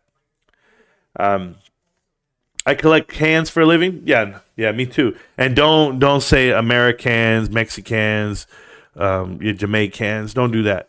Because they used to, funny spider, that used to be the little joke when we were growing up. I shoot cans for a living. And that's what they used to say. I'm like, that's ridiculous, bros. I don't agree with that either. There is no hate. There we go. Chill out, Model 3. I hope Ryan Cohen has a good 24/7 security. We need to protect his butt. John, I don't know why he would need to be protected, and I don't know why you're worried about his butt. Just to be honest with you. I don't think anyone needs security. I don't think Warren Buffett needs security. I don't think people understand. This world is meant for you to get punched in the face. You don't get to go harass people. I don't agree with paparazzi putting cameras in your face. I'm just telling you, yes, there's consequences for your actions, but I'm just telling you guys, you invade people's privacy, or and there's man moments. I'm aware of of the rules I have to follow, but I'm also aware of this because I was a police officer for those years that I was in the military. If someone's within arm's reach of you, that is your danger zone. And before they ever get to your arm's length, okay? I'm telling you, this happened to me. I'm at a football game with my dad. I'm the quarterback of the team, whatever it may be. I'm a grown-ass man. I'm in my 30s. They paid for me to be the quarterback because I still have a gun. They're like, yo, man, we need this guy. We need him to come throw the ball. So I show up to the field, and there's a bunch of young kids. Some of them know me. Some go, oh, man, they got Rico over here, man. They call him by the last name, right? They got Rico over here, man. This guy, man, he's gonna be throwing the ball. And sure enough, we beat the number one team. Crushed them. And yeah, I was throwing it. I was killing it. But I already know. So after the game, two dudes come out. They're brothers. And they're out there like, hey, who wants to go one-on-one on routes right now? $100. Let's go. And I'm just thinking to myself, like, what the hell does that prove? You're going to go run routes? I don't get this. They're like, $100. Well, they're mad that they lost. And I just sat there. My dad's with me. And I'm sitting there. And these are some big-ass kids, right? And I just go and I go, hey. And they look at me and say, can you guys just lose with dignity? I mean, you can play next week and you'll figure it out. But can you just go lose? And the dude was like walking around the corner. And he's like, hey, what'd you say? And he's coming around the groups of people. Before he could ever get within arm's reach, before we even got close, there's no face-to-face. I was already in a fighting stance. I'm already like, I go, what? And I'm like this. I go, what? And I'm already getting low. I'm about to be a problem. I'm telling you, I'm about to be a problem. And this dude looked at me with confusion because they're not ready. These kids aren't ready. I'm telling you, if you close the distance, we're about to have a problem because I'm not ready to talk to you face to face. I'm not ready to even get that close to you. There's a reason why I say this, because I've had people in public come out and go like, what'd you say, man? And they want to come up. We'll never get that close. The minute you're already getting hit. And I don't care. I don't care the consequences. It's protecting myself. And when you actually get into that fighting stance well before someone gets there, you give them a heads up. You're going to give them that heads up. That's all it is. So, yeah, I don't need to protect anybody. Nobody needs security 24/7. Just know I walk around in total fight mode. I swear to God I do. I'm in fight mode all day. What'd you say? What? I'm like, yeah, you can ask from over there, bro. What's up? What you need? No, it's about to be a problem. I can't be the only one that operates this way. There's no way. No, he said falling asleep anywhere, that would be narcolepsy. Yeah, anywhere. Like some people think I do that. My wife thinks that all the time. But yet I'm told to drive everywhere. I'm told to do all these things when we go places. Oh, babe, go around and say hi to everybody. What? I must be sleepwalking, apparently, because she thinks I'm asleep all the damn time. Fill your heart with love, and so there's no room for hate. I'm still working on that too. Yeah, I heard that, man. It's tough. It's tough to be positive all the time. Apparently, one of my employees told me yesterday. She's like, "Are you always like this?" Because I'm always like, "Hey, we're having a great day. We're so bro." I don't know. I'm always having a good day. I'm just happy to be at work. You need not to be so sensitive. I know I'm very sensitive, Model 3. Can we put that somewhere on a T-shirt to say, Marantz, stop being sensitive? I'll buy that shirt. Gap fill, there we go. Would love to join the voice chat. Hope I can make it home after shopping and streaming going for long. Yeah, I can't join the voice chat. So I don't know what the hell's going on with it. I clicked on it and it won't let me in. It tells me my microphone's hooked up. Like everything's hooked. I don't understand. Yeah, I don't know what's going on, bro. I would have had you in the voice chat today, but you know what? It's okay. Sometimes it's better not to have people there. But Show's Gunner, you're good, man. I need my hate in my heart. Okay. Hate what is evil, love what is good. Sure, without a doubt. Well, of course you do. Darth Vader stacks a lot. Well, there you go. We teach life, sir. Yes, we do. Sign up right here. I'm still going through. Japanese debt to the GDP is over 260% as well, probably because they're the largest producer outside of the states of the United States. T-bills. Yeah, I don't know. Those numbers, but thank you so much. If they're attempting to regulate crypto, they will regulate crypto. Yeah, I just read that 2024, someone else is regulating crypto. Another country or someone like that. Might have been Canada. I forgot what I read. Instead of making remarks, tell me what I said that was so hateful to the chat. Oh my God, I don't have time for this guy. Model 3 is just he's gonna have a problem, bro. I think he looks way deep into this stuff, bro. Game launcher player coming soon too. GameStop Web 3.0. Yes, it is coming soon. They did file for the trademark, and they have it out there. We're gonna wait. I believe it's 60 or 90 days for it to pass through. Once it does, it'll be awesome. And players out there, guys. And if you guys don't know what player is, it's a game launcher. I keep saying a game engine, but it's actually a game launcher for video games. And we'll see how it works out, because GameStop only needs one game. That's all they need, and they're going to be great. I'm Rico Mix, Rico Knows, and Marantz Rantz. Shout out to my pops on TikTok. He's out there watching. That's the Willy Bobo. Appreciate him so much for watching the show. You guys know what it is. Who thinks the bottom is in now on GameStop? I don't. Chris F., that's your own opinion, I guess. I really don't care what the bottom is. The bottom will be when I die, because I'm never going to stop buying, no matter what price it's at. I think that the value is increasing every day that it comes down. Let's think about it for a second. Inflationary dollar is what's in front of you right now, i.e. the dollar is infinitely weaker than it was 3 years ago, right? So the stock price being $13, if inflation is at a rate of, let's just call it 50%, the true inflation, right? If you don't know this, year over year, over the last 5 years, it's been increasing supposedly by 5%, 3%. But I'm just going to go 50, right? So if I could buy shares at $13 today, that'd be the equivalent around $6.50, $6. I'll just say 6 to keep it flat. Divide that by 4, that's $1.50 a share compared to what it was at one point. My point is this: their cash is infinite, the value's there, the structure's there. If you're comparing numbers to numbers, $13 today is not nearly what $13 was 4 years ago, just based off inflation. So, yeah, is the bottom in? I hope so for some people. For me personally, hell, keep coming lower. This is crazy. This is the kamikaze of the stock market. And, hey, we're just one little stock, guys. You know what? The housing crisis happened, right? Think about this. The housing crisis happened, and they made a movie called The Big Short. And then you found out that, Dr. Michael Burry made some bets, and some other people made some bets, but, Bonham, is it Blum? I forget his name right now. Whoever it was, that guy played. Brad Pitt and them made bets, whoever, doesn't even matter. Steve Bonham, right? Is that his name? I can't remember. So anyway, you're going to see the whole world come crumbling down, all right? I'm talking about markets shattered. Bailouts like you've never seen, printed more money, interest rates go all the way down to zero because they're trying to fix something, housing market crashes, everything happened. About 5 dudes went out there and they made a movie about 5 dudes who got uberly rich, right? And those guys made it, and they did great, and they're walking off into wealth. But those are just those guys. Everybody lost. We're talking about every Tom, Dick, and Harry lost, myself included. I was at a job making 6 figures. I then turn around and I was only going to make $1,950 a month through unemployment after the severance package was over, and I lost everything. I lost house, cars, lost a wife, lost life, okay? All that happened.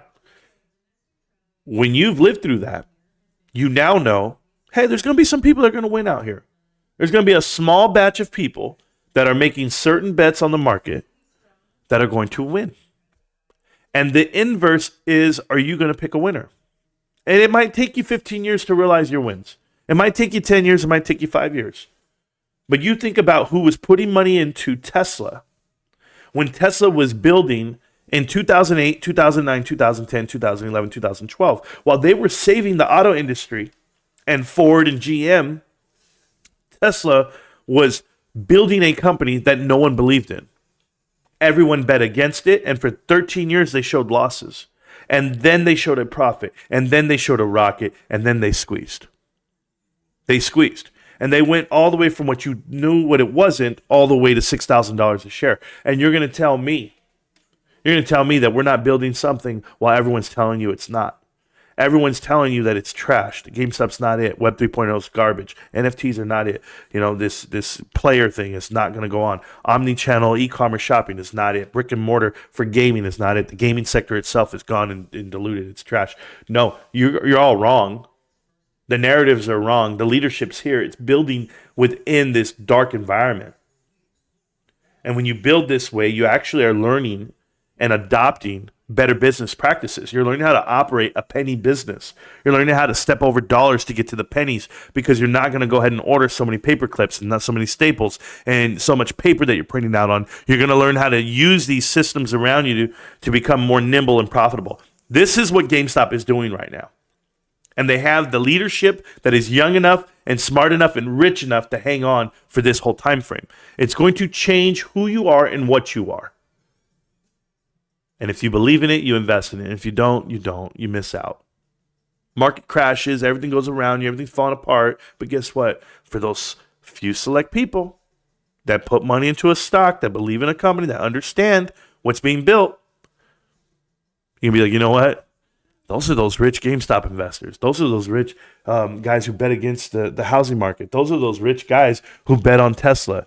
Those are those guys. Those are those rich guys who bought Amazon when they were a book company. Those are the rich guys who bought Netflix when they were just delivering movies through the mail. And those are those rich guys who bought GameStop when they were just selling games. You're going to be one of them. Just remember that. All right. I got a text from the wife. I don't know what it said, though, but I'll check it after the show's over. Nope, take your shots. Oh, no problem. We'll do that. Who thinks the bottom is in? You do, apparently. Reverse repo is down to about $1 billion. He said $1 billion. I don't know what to tell this guy right now. Still funny to me how many people who never held GameStop are so concerned with the continuing to hold GameStop. Wonder why that could be. I'm with you, Mirkin. Mirkin, I even do it to you this way. I've got so many people making YouTube videos about it. The crash of GameStop, the bad business practices that were, 10 years ago. They don't make anything relevant today. The longevity of the employee now, and or the cohesion that they have as far as the minimal turnover, keeping store directors, paying them in RSUs, giving them incentive based off of performance. Like, this is a great business. It's a totally different business. The culture is different. It's going to take time to adopt, but it will. It's going to be awesome. Player is going to be better than the NFT marketplace, without a doubt. But thank you, man, for being sarcastic, too. They have no clue. BlackRock even trying to keep Ukraine elevated? Yeah, I don't even know. Peace out, elitist. Got to go pick up some cans to buy some more shares. Appreciate you, Funny Spider, and all the support you have for the channel, myself, and everyone here. Well, I don't have your money, George.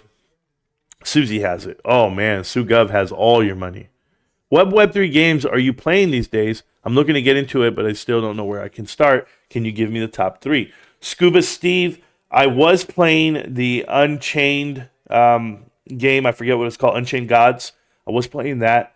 I'm not playing any right now. I'm playing League of Legends right now. But when I find a game that I like, that I want to play, I'll get back over there, without a doubt. There are waiting for this new server to come out. I'm waiting for this new player to launch. Once this launches, I'll probably pick a game from there. Apparently, there's 50 games coming out. We'll see. But Immutable, if you go to the website, has plenty of games to play.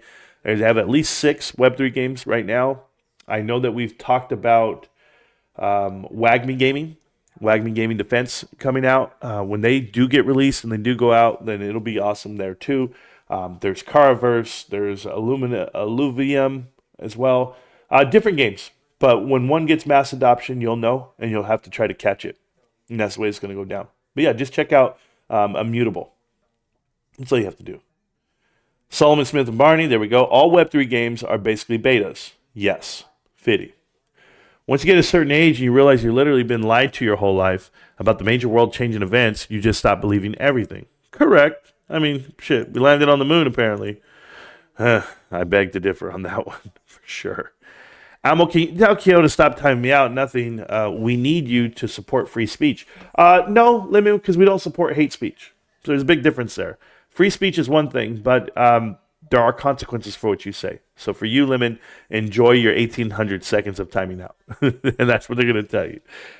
True that, Darth. My awakening began in 2008 after the movie.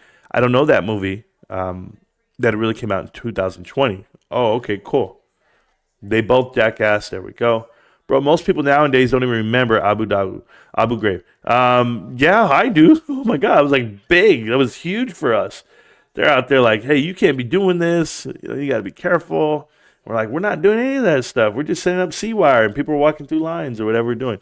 You had to do all this thing to build your own EPW camp. So, and just think about this. When This is awesome. So I was doing a Fall Eagle exercise. Fall Eagle is the largest military exercise every year in the Army, and it's a simulated battle between like if you got into an engagement with PACCOM, so Pacific Command, USF, United States Forces Korea, Pacific Command, everything's there, right?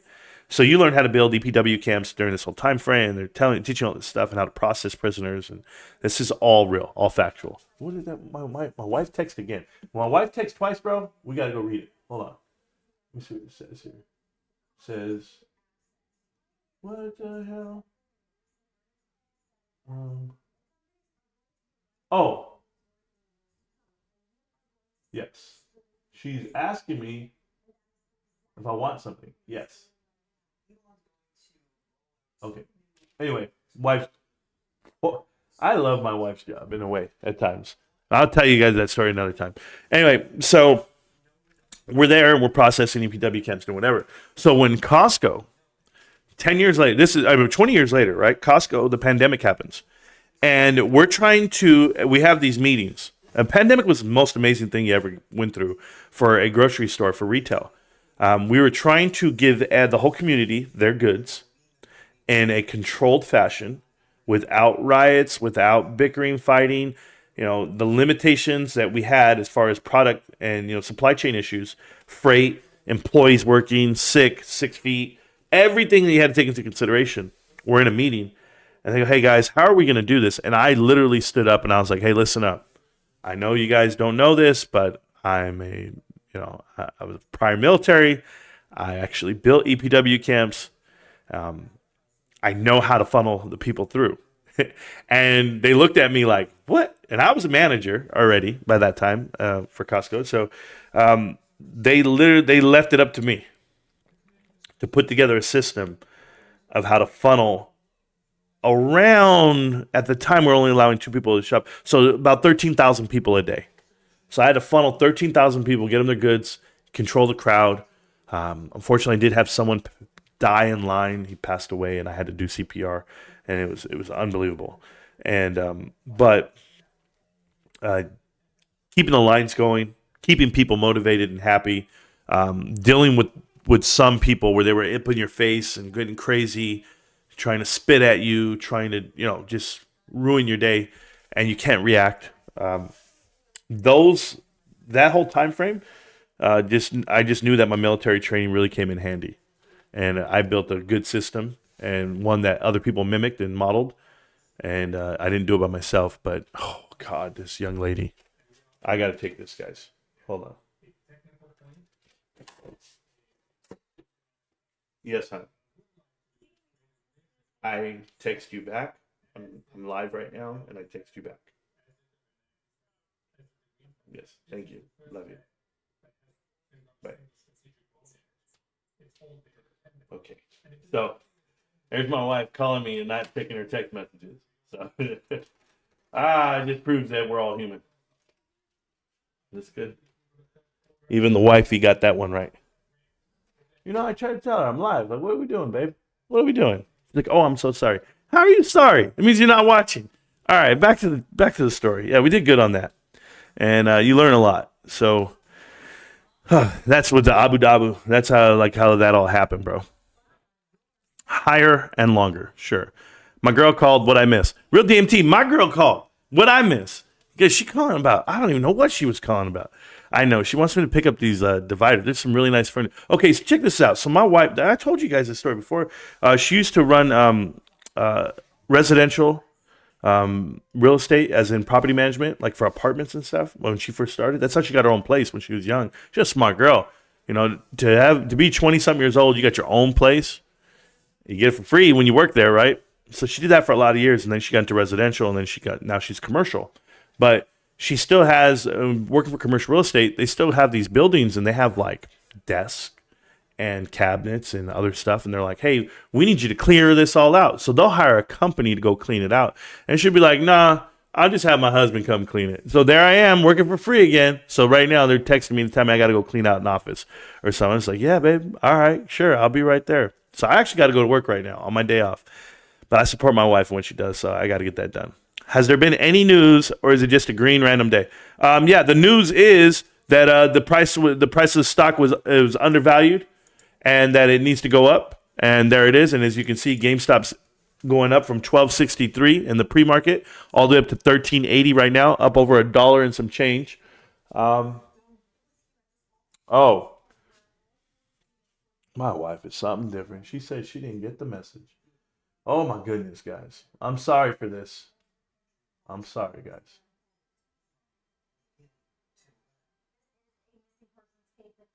Once again, I sent the message again. You guys are witnesses. Maybe if she would watch the show, then she would know what I'm saying. That's all I got to say. So, watch the show, babe, and then you'll have the answer. Yes, the answer is yes. And I've texted twice now. You guys are my witnesses. You guys already know what life this is. Trying to prove people right. Tonight on Survivor. Oh, man. I'm putting my reputation on the line today. Don't screw me over, bro. There we go. Lemon versus Lemon will be Lemon voted off the island. I don't even know what the hell he does. I don't idolize people. You and I both, man. Kenny found the news source for his bedpost. I don't even know what that's all about. This is my favorite Marantz streams. Stocks are important, but can't lose sight of the big picture. Correct, RP? I definitely agree with that. And for those people that try to paint us out to be these cultists and or people that are only pay attention to GameStop and nothing else, that's a lie. It's just a flat out lie. We literally talk about everything on this channel, and I'll do my best that I can. I see GameStop's creeping. GameStop's creeping. Let's go, gamey. Let's go. 1380 is not bad. Let's keep going. It's up 6.5% today. Feeling good on a good day, bro. Yeah, it is all of that. Let's go. I'm still reading the chat, guys. I'm way behind in the chat, so I appreciate it, and I'm sorry about that. Infinite risk is real. They're going to F around and find out the hard way. Michael Vanetti, I'm down with that. I have a 5-figure sum on this stock. I'm down bad, though, at the moment. Okay, Chris F., good for you. 5 figures. Man, that must be a lot. Man, you got a lot going on. All of us have 51 shares. We're doing it all right. Correct. 51 is good. I know what the company is worth to me, and it's different Galaxy from these price levels. Absolutely. Good attitude. What's your realistic price target in terms of normal fundamental company increasement? Chris F., I would tell you when I see it at the $30 billion market cap range, $100 a share, that's realistic right now as far as what the fundamentals of the company are doing for the current business model. That's me. I see the multiples being that way. I see the company being that way. But of course, it's going to be well beyond that. I just know what I know. So we'll go from there. Hi, everyone. Happy Halloween. Have an awesome day. Can't stop, won't stop. GameStop. There you go. Someone's putting their wallet there. It said, send it there. This guy, Crypto Wallets. I'm a 4X holder, 100% DRS. Hey, real DMT's not messing around, bro. I want all NFTs. Alma wants all the NFTs. Why is Zillow crashing? Josh Brown, the housing market needs to crash. I don't know why Zillow's crashing, but it's not looking good. They're showing me something on the TV right now. They tell me about Rite Aid. Listen, I already told you about Rite Aid. You control the pharmacies, you control a lot. So I know what's up. What's up, Marantz and crew? I'll be running it back. Thank you, Don. Donko, appreciate you always. Donko's been a real one. Matter of fact, Donko sent me these shirts. And this is what I wear every day. I wear the same shirt every day. I don't know if it's the same one, but it's the same one. I got a lot of them. But I got to hand them out to the homeless guys. It's getting cold out there. They need shirts. And I got to figure it out. And I know I always send you guys shirts, and I'm supposed to be in the mail and all this. Let me tell you guys something. I owe Josh Brown 2 T-shirts for his birthday, for his baby's mama's birthday, his wife. And I'm going to figure it out. I have been procrastinating my life. The problem is I haven't drove on that side of town. I used to drive over there and do the mail. The problem is I'm saving my gas, and I won't drive across town. I'm telling you guys, I count every mile, so I got to figure it out. Final Fantasy VII had the best storyline. It was really good. It was. But I'm telling you, Final Fantasy 3, Final Fantasy 16, Game of the Year, boys. I heard it was good. When shit hits the fan, they always look into who gets paid first. DRS shares from the split dividend received, the shares first, before the remainder was distributed to the brokers. I don't know anything about that stuff. I just buy shares, bro. Changing through the disc, the 4th disc was amazing in itself. Yeah. What disc are you on, bro? Septhro. And theme is awesome. It is. Marantz, let me know if you'd like for me to join for a stream sometime and play WoW. White Rabbit, I don't play WoW anymore. I'm not allowed to. I'm just telling you now, it'll change your life. I don't play WoW. It was an agreement that I have with my wife. It's the same reason why I don't go play in poker tournaments. It'll take up too much time, too much energy. I'd rather do this instead. When GME dividend? One day soon. One day. Who knows, man? I played Final Fantasy 11 online instead of WoW. I heard, Ed, let me tell you something. My brother played, my oldest brother. He still plays it. I don't know what he plays, Final Fantasy Online, but he does. This guy was it. I still sometimes play EverQuest Project 1999. That's cool. Anybody played Final Fantasy Mystic Quest? Absolutely, Challenger. That was on Super Nintendo, if I'm not mistaken, or the 64. I can't remember. It was one of them, but I definitely had it. I had every game, dude.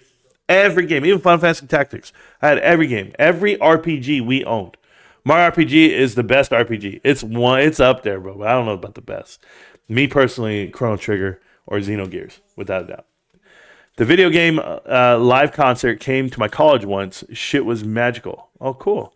They played a bunch of orchestrated hits and finished off with Final Fantasy VII, One Winged Angel. That's so cool. I played Final Fantasy Mystic Quest. Yep, we all did. Nice. Not many people know about that game. It's not as good as the other ones, but not bad. Oh, dude, I played them all. There was a game called Lufia. Lufia? Is that what it's called? Lufia 1 and 2?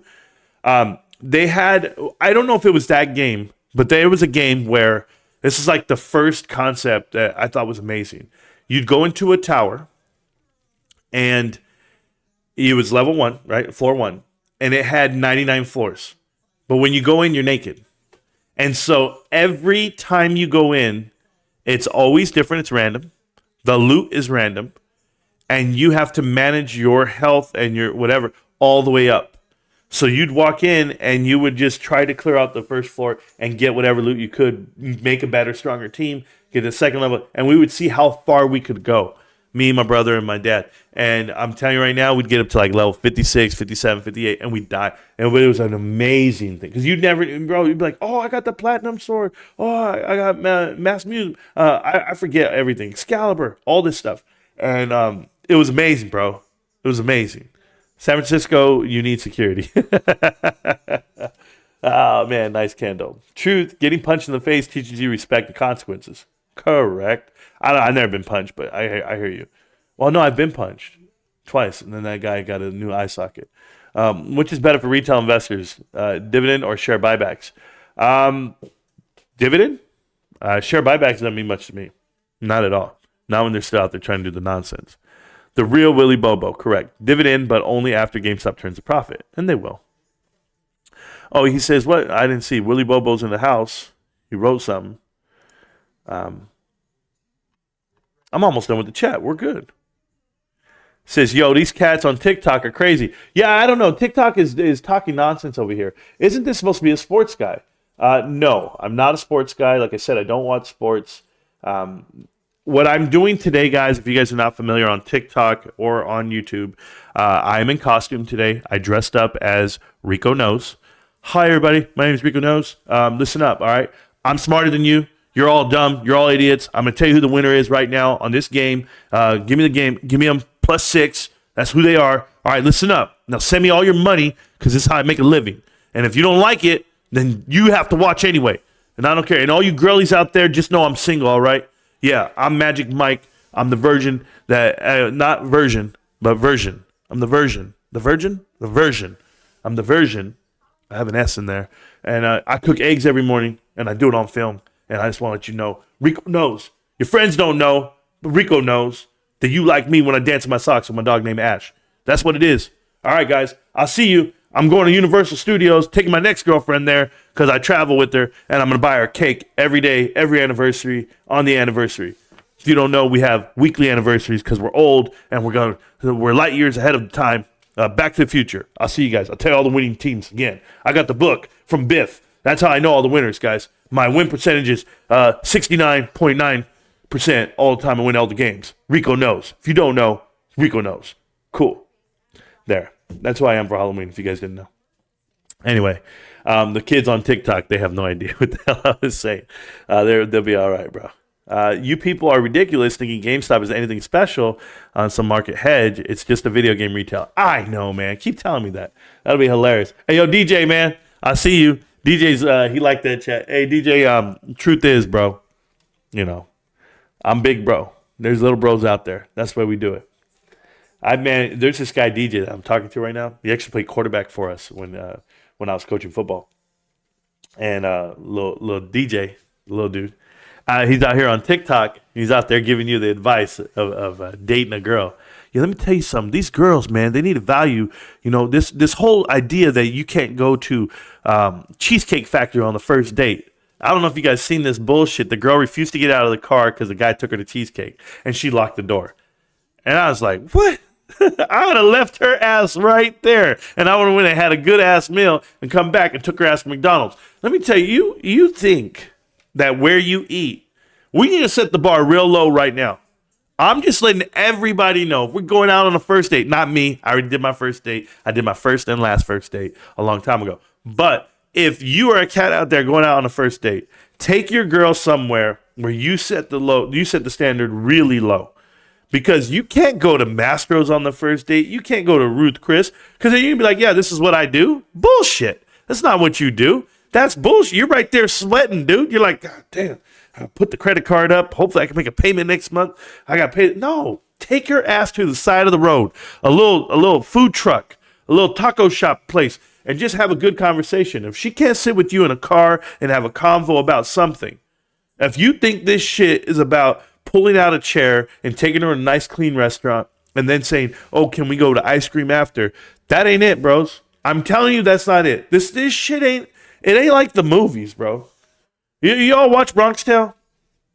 He jumps in, and if she opens up the car door for you, if she reaches over and opens it, then she's one for you. Now, let me tell you something, man.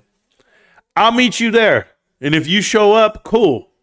If you don't, oh, well, I'm still going to eat and drink without you. This is some bullshit, guys. I don't know what life you guys are living. Your girl needs to be able to ride with you when you have nothing or you have it all. And that's what I was saying on a TikTok video last week or this week when the girl says, women only want men who have money. I was like, that's some bullshit. I wouldn't be with my wife if that was the case. And I tell you this because you can have all the money in the world. It's who's going to run when you don't. Who's going to run away from you? You got all these guys all these cats in the world. They all think it's a good thing to have a platform and have a channel, give out info and talk about stock and educate you. But when the stock goes down, what do? They run away. I can't do this anymore. I'm getting death threats. I don't want to be here. That's their mentality, man. They got a female mentality, a beta male mentality. Bunch of beta males I got to deal with. That's okay. Be an alpha beta. Do whatever you want. Look at this stock. 1364, by the way. Volume, 2 million. Not even 1% of the volume today of the total float. So anyway, back to what I was saying, man. If your girl can't hang out with you and have a burrito, she got to go. No burrito, got to go. There it is. Do you think Google is a good stock to invest in? That's a dumb question. Sure, it's a great stock to invest in. Just know that you're buying it at the top right now for what it is. I don't think the value's there for the dollars you spend. And I think you need to know what Google is before you go and buy it and know how long you're going to hold it and how long you're going to invest. I couldn't tell you if it's a good stock to invest in. Like, that's a dumb question right there. NFL content. Listen, if you don't understand how to invest money, say that first.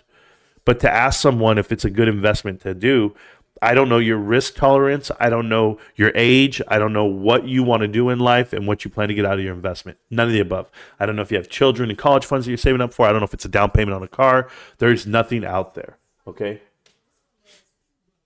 Someone just texted me and I got to text them back. So other than that, I'm going to take a break to text that person back and I'm going to play some music and I'll come right back. Guys, I'll be right back with you guys. I apologize and hopefully you guys like the music. And if you don't, well, what can I do?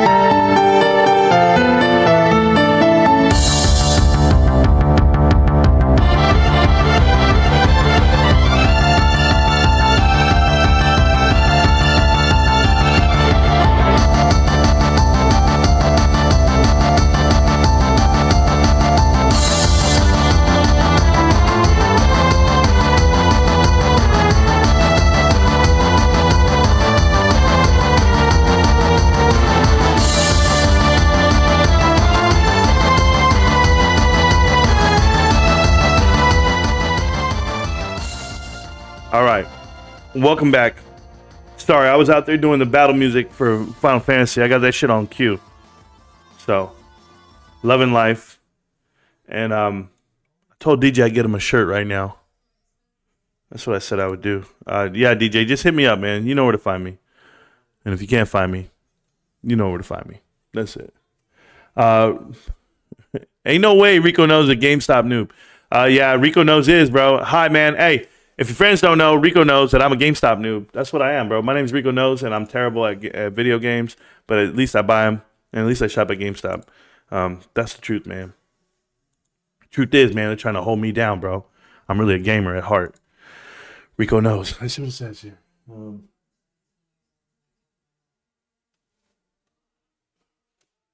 What it really is, Rico. Yeah, man, my name is Rico. What's up? Man, this woman, bro. If I get 100 text messages from this girl, guys, I'm also end the damn live stream. Like, this is how crazy my life is right now. Just. What do I want to hear?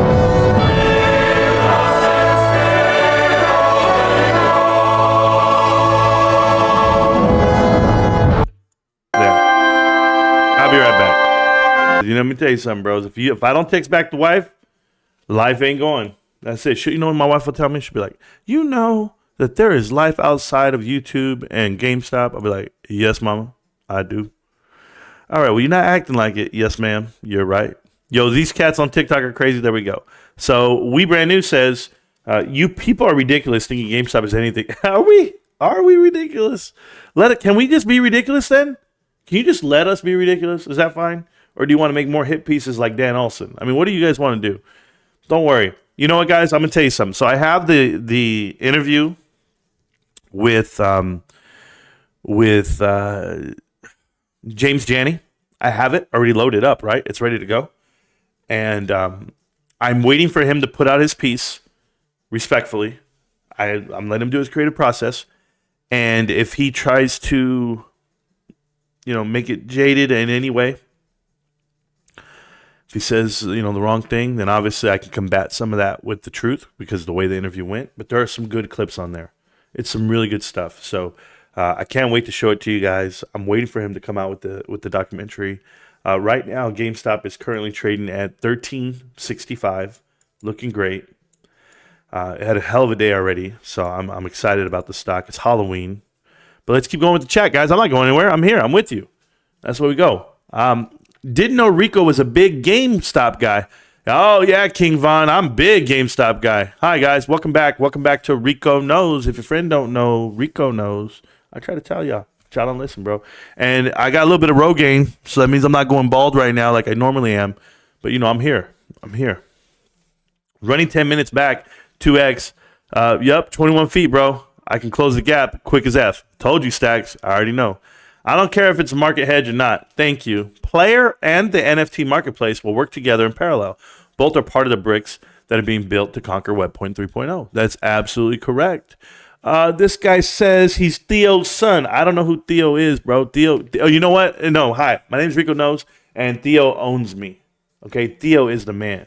Theo Ash, bro, I want to be like him. As a matter of fact, Theo Ash is so awesome that I named my dog after his last name. Why do you care, Brand New? Exactly, bro. I don't know why he cares. How much did the NFT marketplace make yesterday? I don't know, man. I don't know. I don't have a clue. But apparently you know the numbers more than we do. GME to the moon, all in, 10K personal loan. Oh, good job, Dot Stratus. Marantz is the best. Oh, yeah. I'm with that.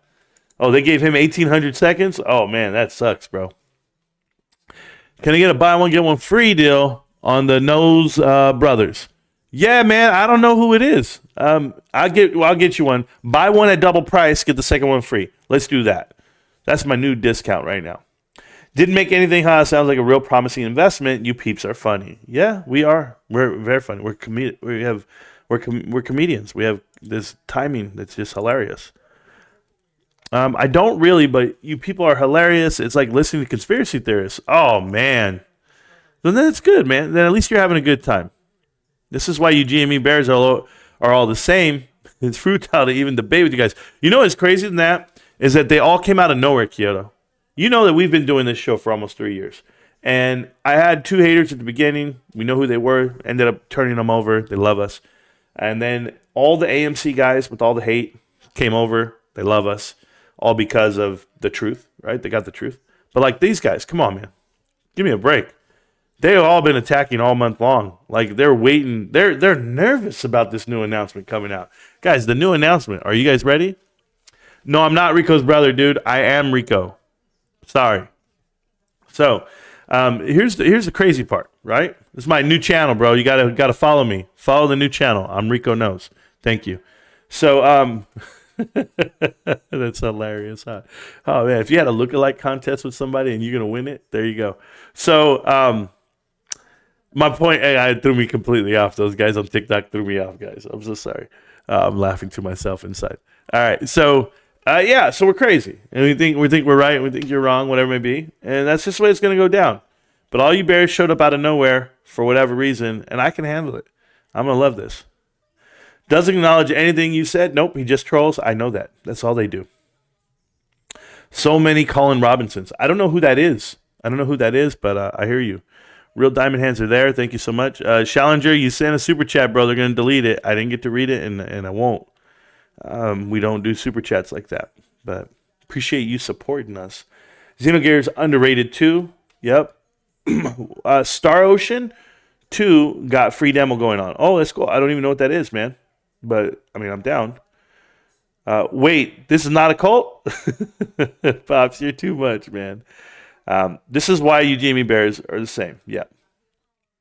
Just trolls. There we go. And he thinks the ridiculous that GameStop is still around after all this time. Perhaps if you read the balance sheet, you would see they really aren't in any bad position. No, not at all. The transition from 2X live gets me every time. Oh, okay, cool. All of a sudden, you sound like your boy, Taco. Yeah, Taco Nate. Oh, when I'm 2X, I'm like, hi everybody, welcome back to Marantz Rantz. Plenty of good information, a little bit of motivation, a whole lot of truth, no financial advice, and then it just goes like this. Hey, my name's Marantz Rantz. My name is Taco Native. I'm from the Philippines. Well, I lived there because the women treat me with respect. They know how to make a man feel like a man. When I go outside, they don't tell me, don't ever come back again, like my ex-wife. I'm 56 years old. I'm in good shape. I don't have any cavities. This is on my resume. But I don't have to talk or work because I have the magic stick. That's what she told me. Yes, I moved to the Philippines because I couldn't be a man in my own jeans. So now I'm here, and even though it's a third world country, I'm still a first world type of guy. I'm here to tell you that I'm proud to be an American in this country. I watch and support Marantz Rantz because I like the flag in the back of him. If you are watching TikTok right now, I might sound like a retard and or someone who people judge. But the truth is, this is my swag. This is how I have all of the ladies here in the Philippines confused. They feel sorry for me because I'm retarded. I'm sorry. I couldn't say that part with a straight face. It's my bad. Hold on. Oh, man. I had it in my head. Oh, man. I was going to keep going.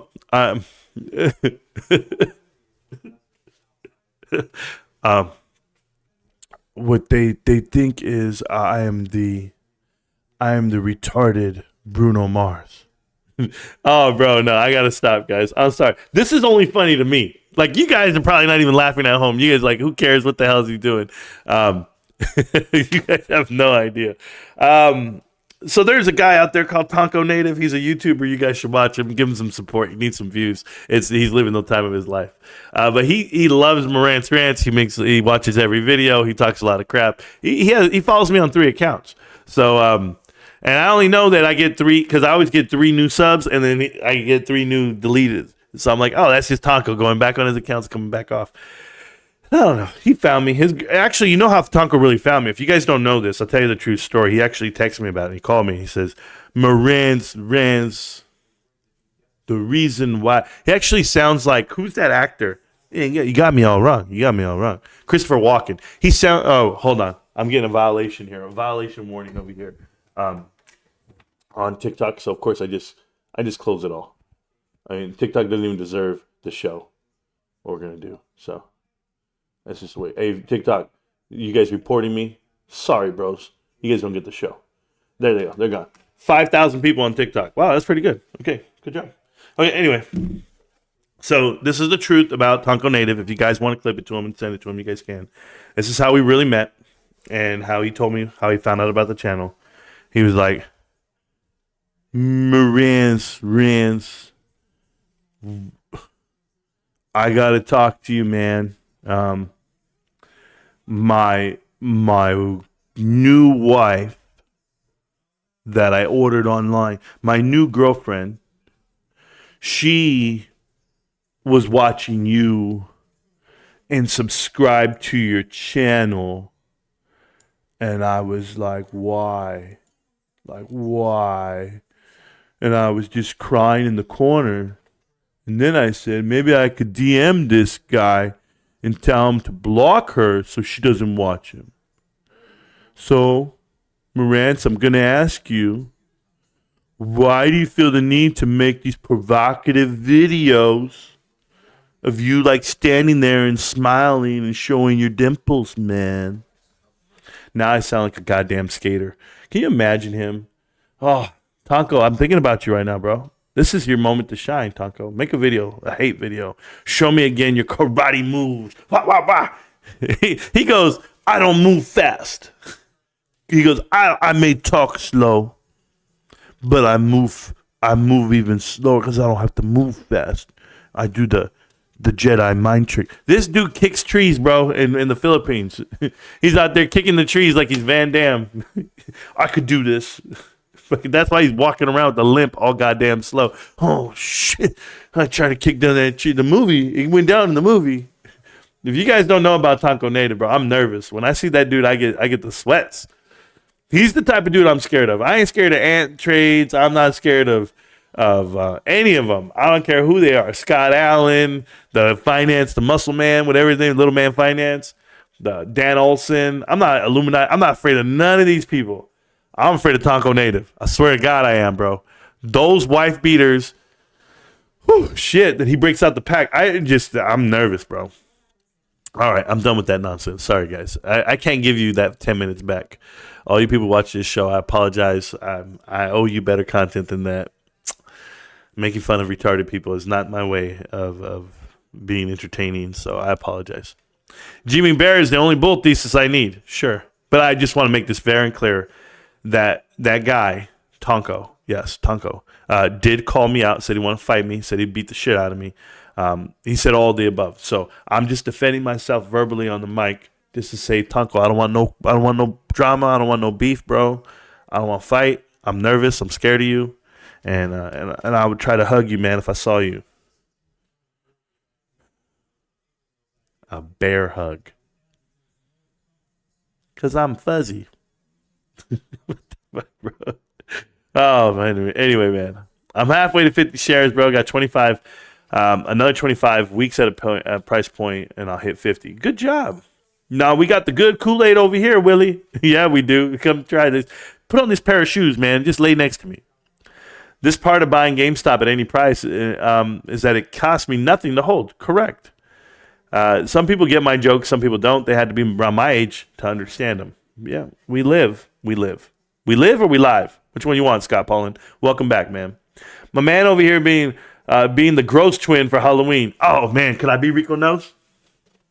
Could I do it? Oh, I could. Hold up.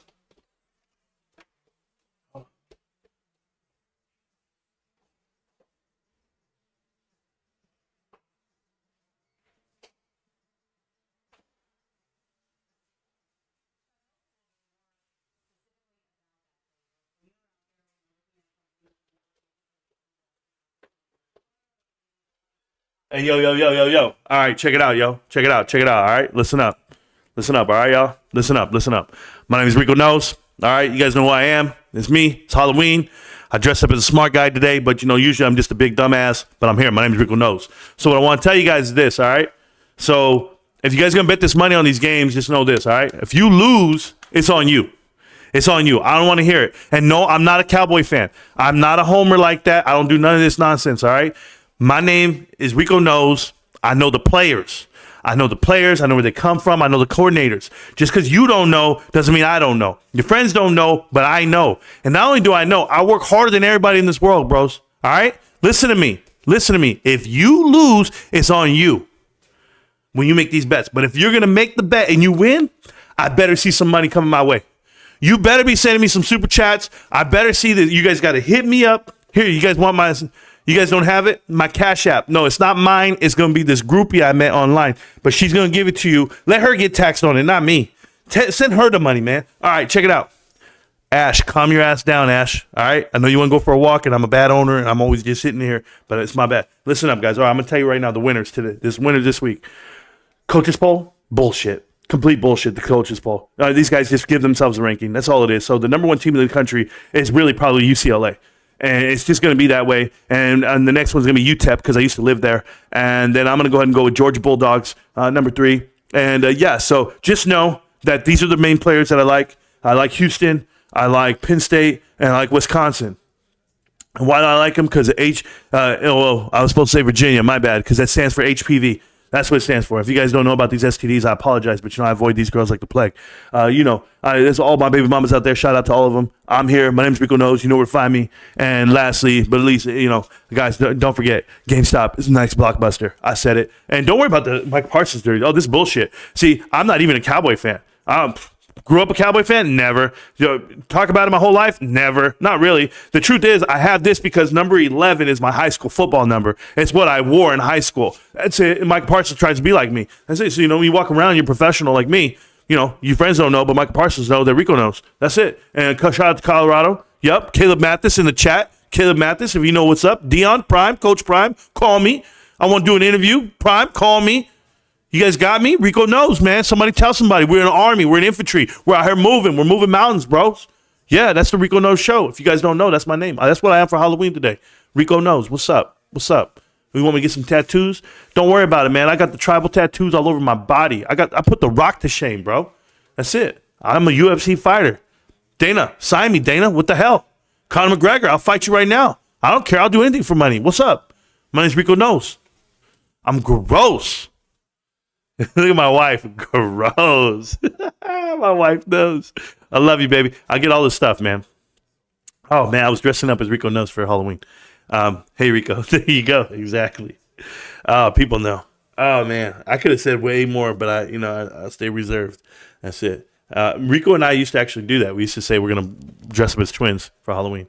But what are you going to be for Halloween? I'm going to be a twin. What are you going to be, Marantz? I'm going to be a GameStop employee. That's what I'm going to do. I'm going to walk in and be like, hey, I think you guys should buy everything. Yep, you guys should buy every single GameStop employee. That's what I'm going to be today. That's it. Oh, man. Take this shit, bro. Oh. Hi, guys. Welcome to GameStop. I just really think if you're going to come in, I think you guys need to buy everything and get a membership. And if you don't get a membership, well, then, I don't want you shopping here. That's it. This is how we do it. I won't sell you a new game. I only sell used games because according to Illuminati, that's the quota. There's a $300 quota we got to make every day. Matter of fact, if I sell a PlayStation 5, I'm going to be sweating balls here right now because I got to go sell some used games. Somebody told me that that's what we got to do. Some bullshit. Wasn't your brother the other one who actually made money off of GameStop? RF? No, not true. I don't know what he did. I don't believe half the shit he says. But, hold on. Hey, hi guys. So, my name is Martin, and I'm your new GameStop employee, and I just want to tell you, don't believe all the lies they tell you about us, man. We're here, we get paid good money, and we love our jobs. We get to play the video games first. Yep, it's amazing. What's going on, Coupon? You don't want to know, Coupon. I'm delusional right now. First, I was Tonko Native for like 30 minutes, bro. Tonko Native was awesome right now. Hey, babe, you want to hear Tonko Native? Watch this. I just want you to know, Miss Marantz Rantz, that your husband, he's a man. Because women where I live treat me like a man. Yes, they make me cup of noodles. And I hear you do the same for Marantz Rantz. Who says my name, dude? You go, Marantz Rantz. That's like me going, Darth Stacks a lot. Every time we go, hey, I go, hey, Stacks is here. No, Darth Stacks a lot. Kyoto Exports is here. Almo Nestor. Yes, you're here. You're articulating too much. I know I am. Why you have to step into it? Oh, bro, step into it? Oh, bro, step in. Hey, I'm going to tell you right now. I don't just sleep with what is that called? That thing that I hang over my bed? Yeah, I don't just sleep with it, all right? I don't know what that thing's called. The wind catcher? Dream catcher? It's a dream catcher, right? Yeah. Hey, so for my birthday, Marantz Rantz, my wife bought me a dream catcher. I told her that I make money investing into stocks. She didn't believe me. What I really said was, I invest money in my socks. That's right. I put quarters and dollars in my socks, and then I whip it around, and I'll hit you with it like I'm Homie Don't Play That. I'm Homie the Clown.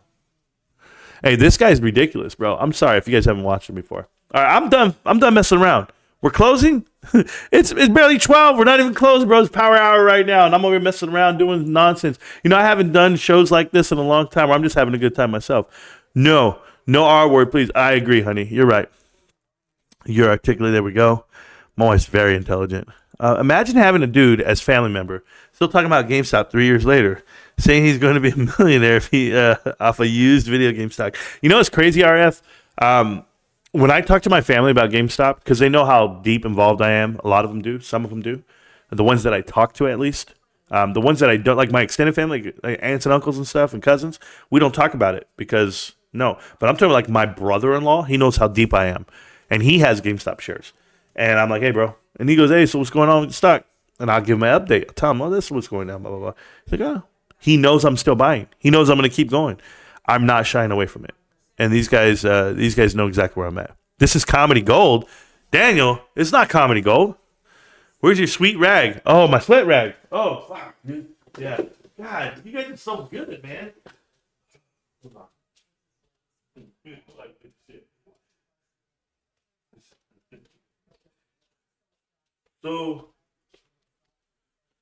So, you know, walking around the Philippines, I used to just use a little rag, but now I have to use the whole sweat rag. It's so hot out here. Oh, and you know, the tigers chase you. So, but I'm fast. I'm fast like that. I just want to say, you know, AMC and Adam Aaron, he was always a good investment. But you know, I bought in at the low of $8 last week. And I sold at $10 today. Profit. Marantz Rantz. I made a profit. Every day I trade, I make profits.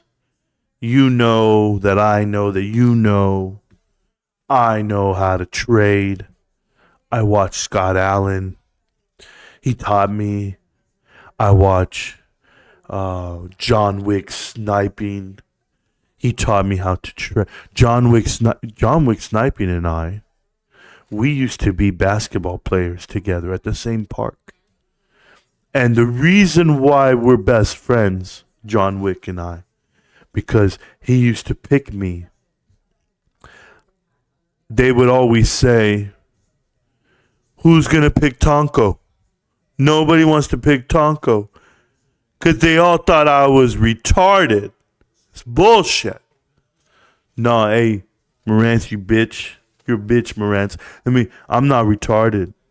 No, I just talk slow. Because I move very fast. What you mean? You guys see that shit he did? Bro, I'm not making this up. If you guys do not watch the YouTube video, he literally goes, and Marantz, I want you to watch the clip. And the clip was a 20-year-old video from VHS, and his shit was in the dojo. With some particle boards and shit. And I'm like, yo, bro, is this what you're really doing? Goddamn, dude. I could go back 20 years. He's like, no, you don't understand. That 20-year-old video was me when I was 37. Look it. And now I'm 56. I'm tough. I went to the dojo of Matrix. That's right. It's so hot here. I have no central air. I'm such a man I can't afford AC. My wife back home in Miami, she took my manhood. But I came to the Philippines and I bought it back. You guys have no idea. Gotta run home from work. Me too, bro. Gotta run, everybody. Hey, thank you. I just drove everyone away from the show, bro. That's it. You just used the R word. Yes. Thank you, fam, for the membership gift. Much appreciated. Yeah, no, I'm sorry, guys. Dream catchers are demonic. I don't even know, bro. You got to slow it down a bit more. I can't, bro. I can't. Wendy's laughing. Bro, you guys don't know my life, man. I got YouTube thugs out here trying to fight me. They can't even fight their way out of a wet paper bag. These dudes are out here. If I ever saw you, I would say I'm sorry. Marantz Rantz. Bro, hey, and I let the shit go. I don't make videos about it for like months, but I just let it go. I was like, yo, this dude's real, huh? This is really out here. I haven't seen his show in a while. I call him Taco, but it's Tanko. Is that what it's called? Tanko? You guys know what it is. Tanko. I don't even know what the hell that means. Oh, damn. He's got it all. If you guys don't know who he is, yo. Women protect your daughters from him? It's got to be from him, bro. It's got to be from him. That's all I can tell you. Own the Flow and I have not seen this one. Owning the Flow and Marantz Rantz live reaction. Did I watch this one? Oh, I watched this one. Bro, this is amazing. Hold on. How can I show you guys?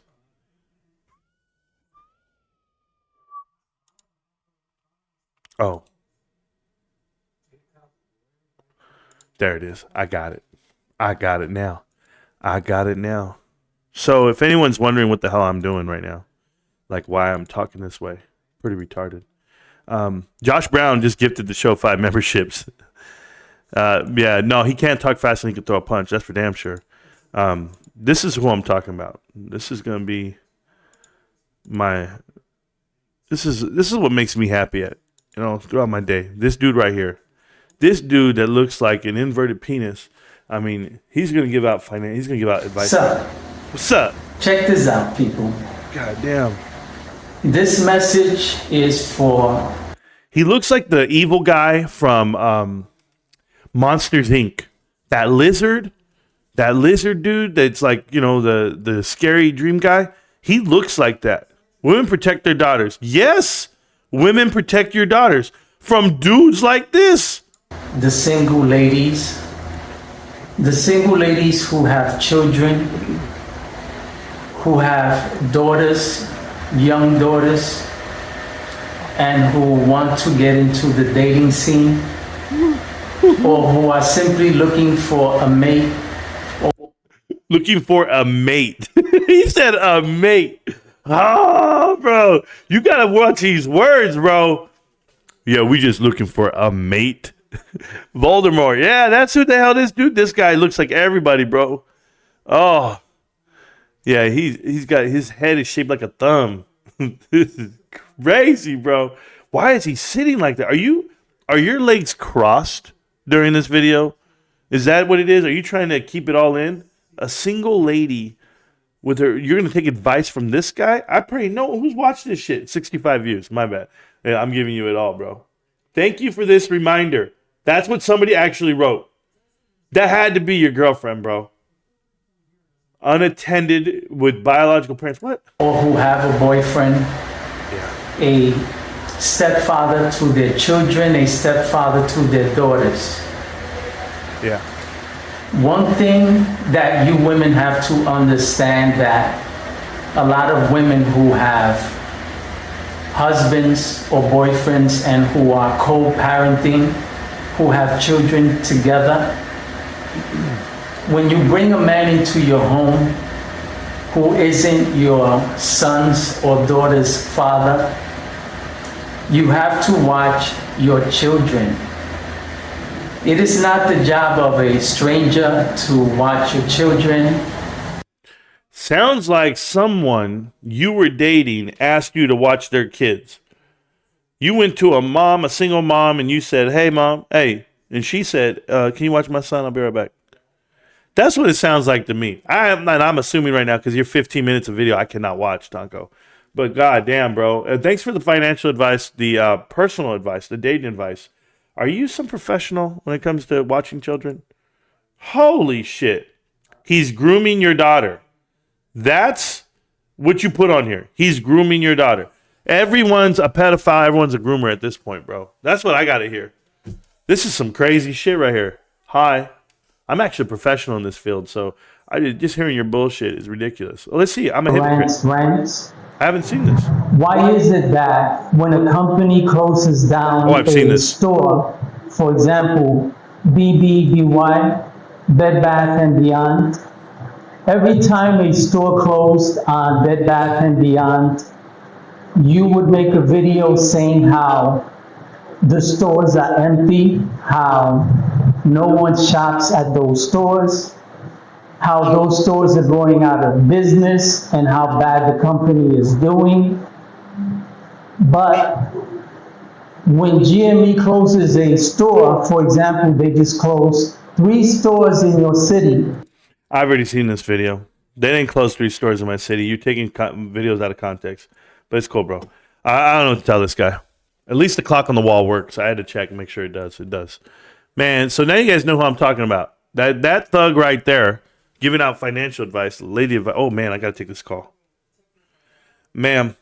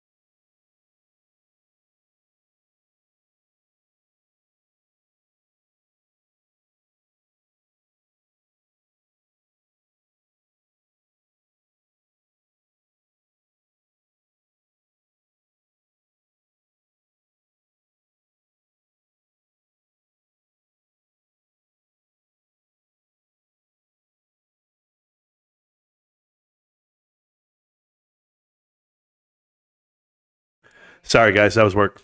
Just real important stuff going on. Hiring a lot of people right now. Trying to figure it all out. And I have to do orientation for the new hires on Thursday. So, can you imagine going to orientation with me? Can you imagine? Oh, someone's scamming. Yeah, they're scamming.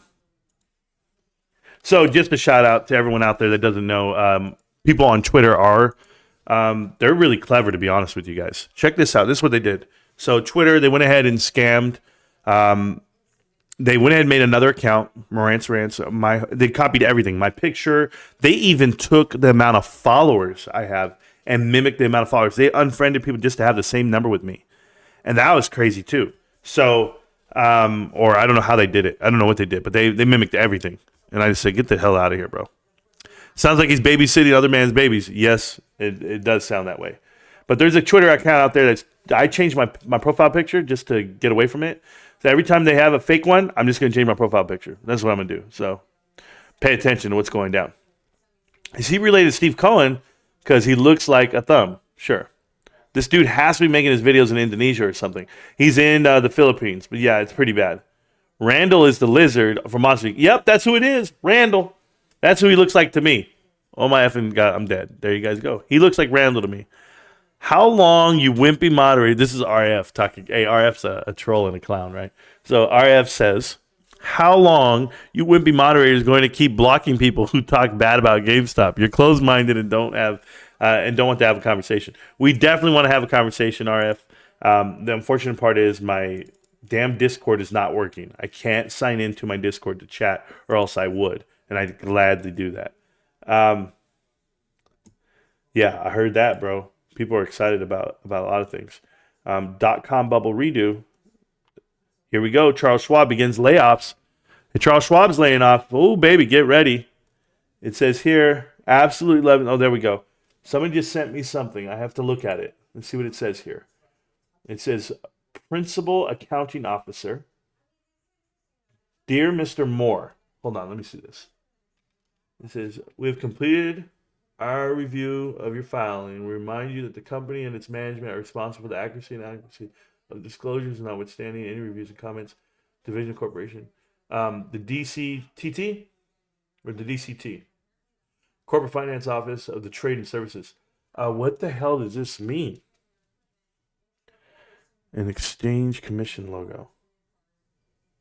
Fiscal year ending January 28th. Hold on, I gotta read this more. I gotta know what the hell I'm reading real quick. Hold on. Hold on, guys. I'm gonna bring it up on the screen for you guys too. Correspondence via Edgar. Okay, hold on. I've got something here. Move to this one. Okay, so it's here. Let me see what we have here. All right. So let's see what this says exactly. Can I get it bigger? Yeah. All right. So this is, God dang, why does it do that? Oh, okay, cool. All right. So Stringer and Parker. All right, common response established to the SEC. Okay, cool. In regard to the above Form 10K for the fiscal year ending 2020, where the company responses for ease of commitment. There we go. Management's decision and analyst financial condition and results of the operations. Consolidated results of the operations from the 10K. In the discussion of the year-over-year changes in net sales, gross profit, and selling SG&A, you identify multiple factors for changes in the line items without quantifying the impact of each. Please revise. Okay. The company respectfully acknowledges the staff's commitment to include. Oh, baby, it's what I'm saying, bro. Future filings beginning. And okay, so this quarter, the company will include, to the extent applicable, enhanced disclosure qualifying the impact of each individual material factor that contributed to the overall change in the line of the coordinates. Oh, baby. Oh, baby. Okay, so here's what it is. So the SEC wrote a letter to GameStop and said, hey, we need you to put like everything into consideration. Like, show me how the gross profit and the SG&A, they want to know more info. And they're like, we'll do it on October 28, 2023. So on this new quarter that's finishing now on the 28th, which you just did, they're going to give you everything. That because they want to know everything. Remember what I told you guys? They're hiding stuff in the damn balance sheet, and everyone said I'm crazy. I'm not crazy. Obviously. Holy shit. Hold on. Read that right there, guys, while I go do something real quick. All right. This is awesome. See? We knew it. We knew it. Well, I'm going to say, am I going to say I knew it? Yeah, whatever. Okay. Don't worry. Don't mind me if you guys can't see me in the thing. It's because I'm leaning in. I'm reading. Okay. So they say, please provide us with accounting analysis, including classification for the IMX and digital world transactions and authoritative literature used in each of your conclusions. Also, detail the rights and obligations to the parties and business proposals surrounding your right to receive 150 million in IMX tokens. Response. Okay, that's perfect. We know about all that. So the milestone is to execute the contract, 28.3. We know that part. 1.5 billion in combined primary and secondary sales, 3 billion. Boom, boom, boom, boom. Great. Okay. So we already knew that one. That one's easy. The accounting treatment for this completion of each milestone was as follows. Oh, GameStop knows what they're doing.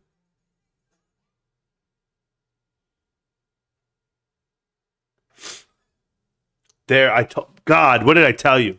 The company measured the non-current receivable at fair value and recognized the charges in fair value each period as part of SG&A expenses during fiscal year 2022. Okay, for all you guys out there that don't understand what GameStop did, they hid the money. They actually charged themselves up front for the $150 million that they had in the grant approval program of, and they don't have to pay that moving forward. Like, it's a way of like inflating the books as in to say that you're paying for something up front. Yeah, we committed $150 million, but it's not that we're doing $150 million, when it actually happens. We're doing the $150 million now, right now. Boom. And they split it up over the whole year. So that's what I was telling you. It's all done after quarter one of 2023, this first quarter that just passed. Well, it would have been quarter four, actually, the March one, right? So right now, there's no more SG&A expense for that. That means that these projections that the analysts have been giving you are going to be off. They're going to be off by like $30-40 million. Easy. What do you think? Okay, and I'll give you this point, $30 million at least. What did they miss? What did Wall Street miss? Wall Street missed it when they were guessing on GameStop. They missed by like 20 million. Well, guess what? That's right there. That's the SG&A that they were using. SG&A number was so crazy, guys. They're so much smaller on expenses than what people want to believe. This is great. So this is all written. Give me a second. So basically snitch on GameStop. No, I didn't snitch on them, bro. I just did my best. All right, hold on. I'm still reading this shit. I have another sheet to read. I have another one. Let me see. Okay, don't worry. I'm gonna get it to you guys. Open in browser. Boom, move to another window. This all gets sent to me in my DMs, guys. I'm just telling you this right now. It's all in my DMs. All right, here we go. So, boom. NFT Marketplace currently is recognized. Boom. Milestone converted. Non-current. No. We don't care. The company measured a non-current receivable at fair value and recognized the changes in fair value on the SG&A as expenses. We know that part. Okay. Company recognized a loss of $7.2 million in non-current receivable with SG&A expenses and consolidated balance operations. We know. So I tell you guys, hey, $2 million they lost. I'm like, yeah, whatever. Oh, you guys have no idea. All right, during the fiscal year, they had a 33. Yep, we know that part. Deferred liabilities. Oh, man, I read all this.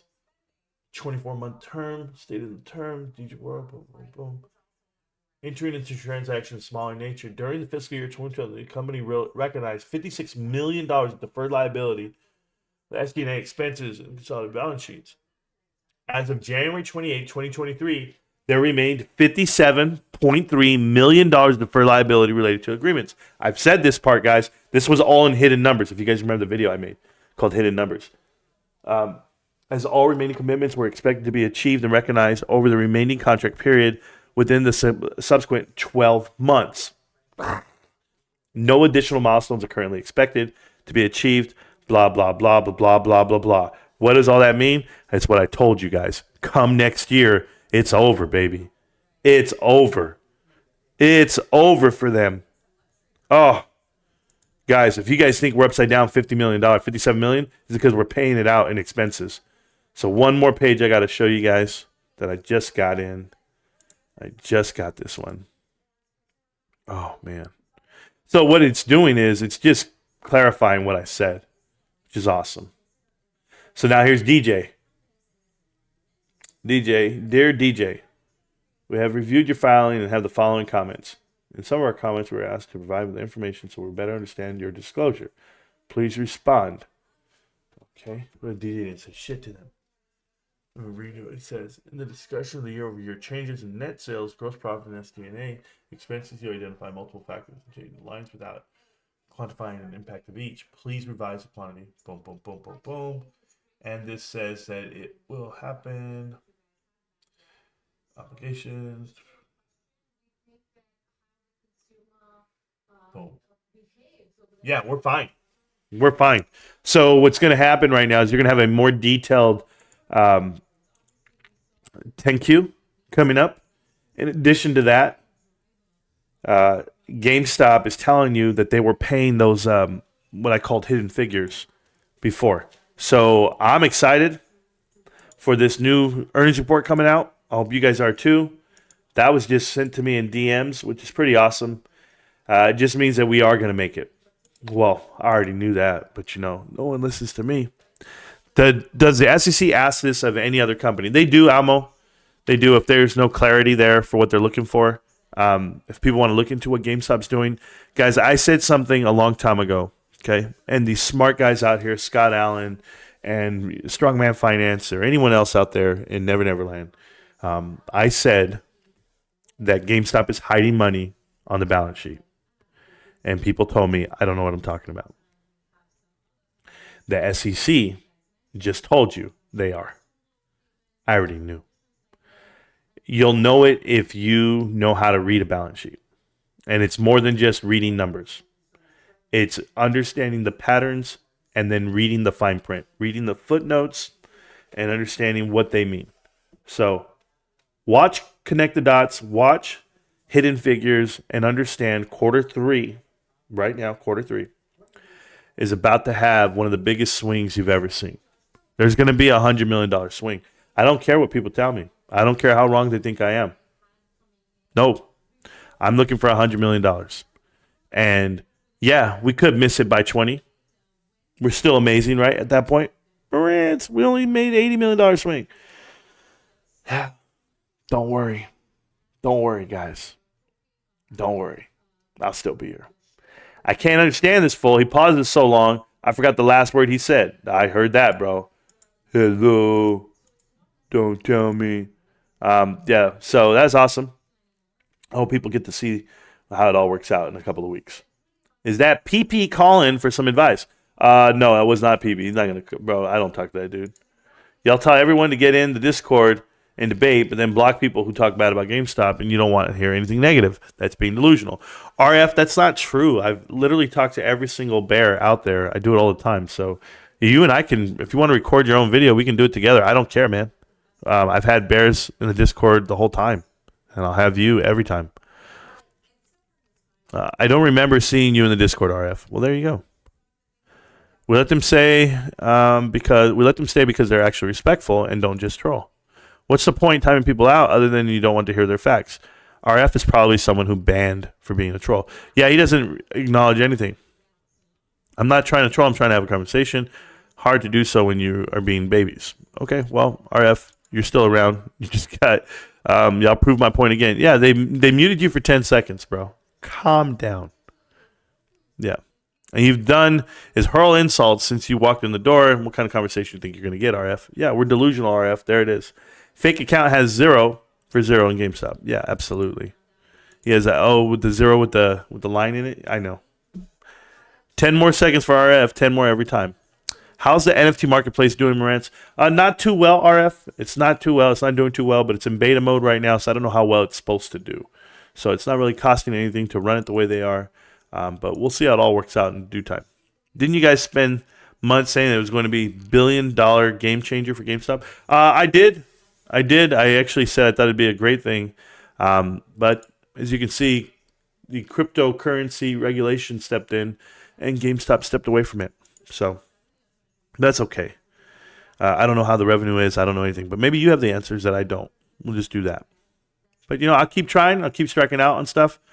But nothing's really changed fundamentally other than the company's been great and went a whole different route. So if any GME bear does want to debate, please bring up the new topic. Oh, that's not even possible, bro. Does the SEC ask? Yes, they do. Bro, Gary Gensler saw your videos. Yeah, sure. 3 cents CPS or better in December. Yeah, they're going to do better than that, bro. It's going to be amazing. I still want to know what GameStop was talking about in the previous statements about the SEC investigation. The last report didn't mention, so I'm assuming the investigation is over. I don't assume anything. Those investigations go forever, Ravens, but I hear you, bro. It needs to be a payday so I can buy some GME. Cool. Needs to be payday. You sure?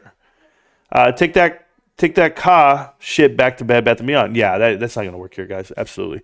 All right, I got to get going, guys. I'm going to go help out the wife, whatever it may be. It's 12:31 at this time. I just want to say thank you for everything. Thank you guys for hanging out. I know we just bullshit. We had a good time. Obviously, I did. I don't know about you. I always have a good time. It's GameStop. Can't stop, won't stop. GameStop. Everything else can't even hold a candle to what I'm doing. I hope you guys like the next song. It's a good song for me. It makes me feel good inside. Hello, dear. This is my acoustic rendition of Rosie by John Mayer, and I hope you enjoy it. 1, 2, 7, 9.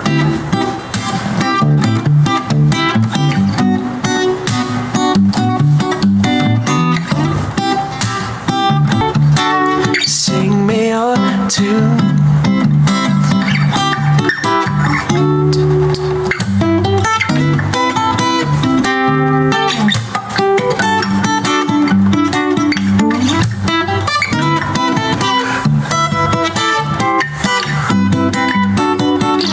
Don't leave me here under the January rain. Come let me in. Take my heart by the hand and lead me back to your room. Back to your room. Sing me your tune.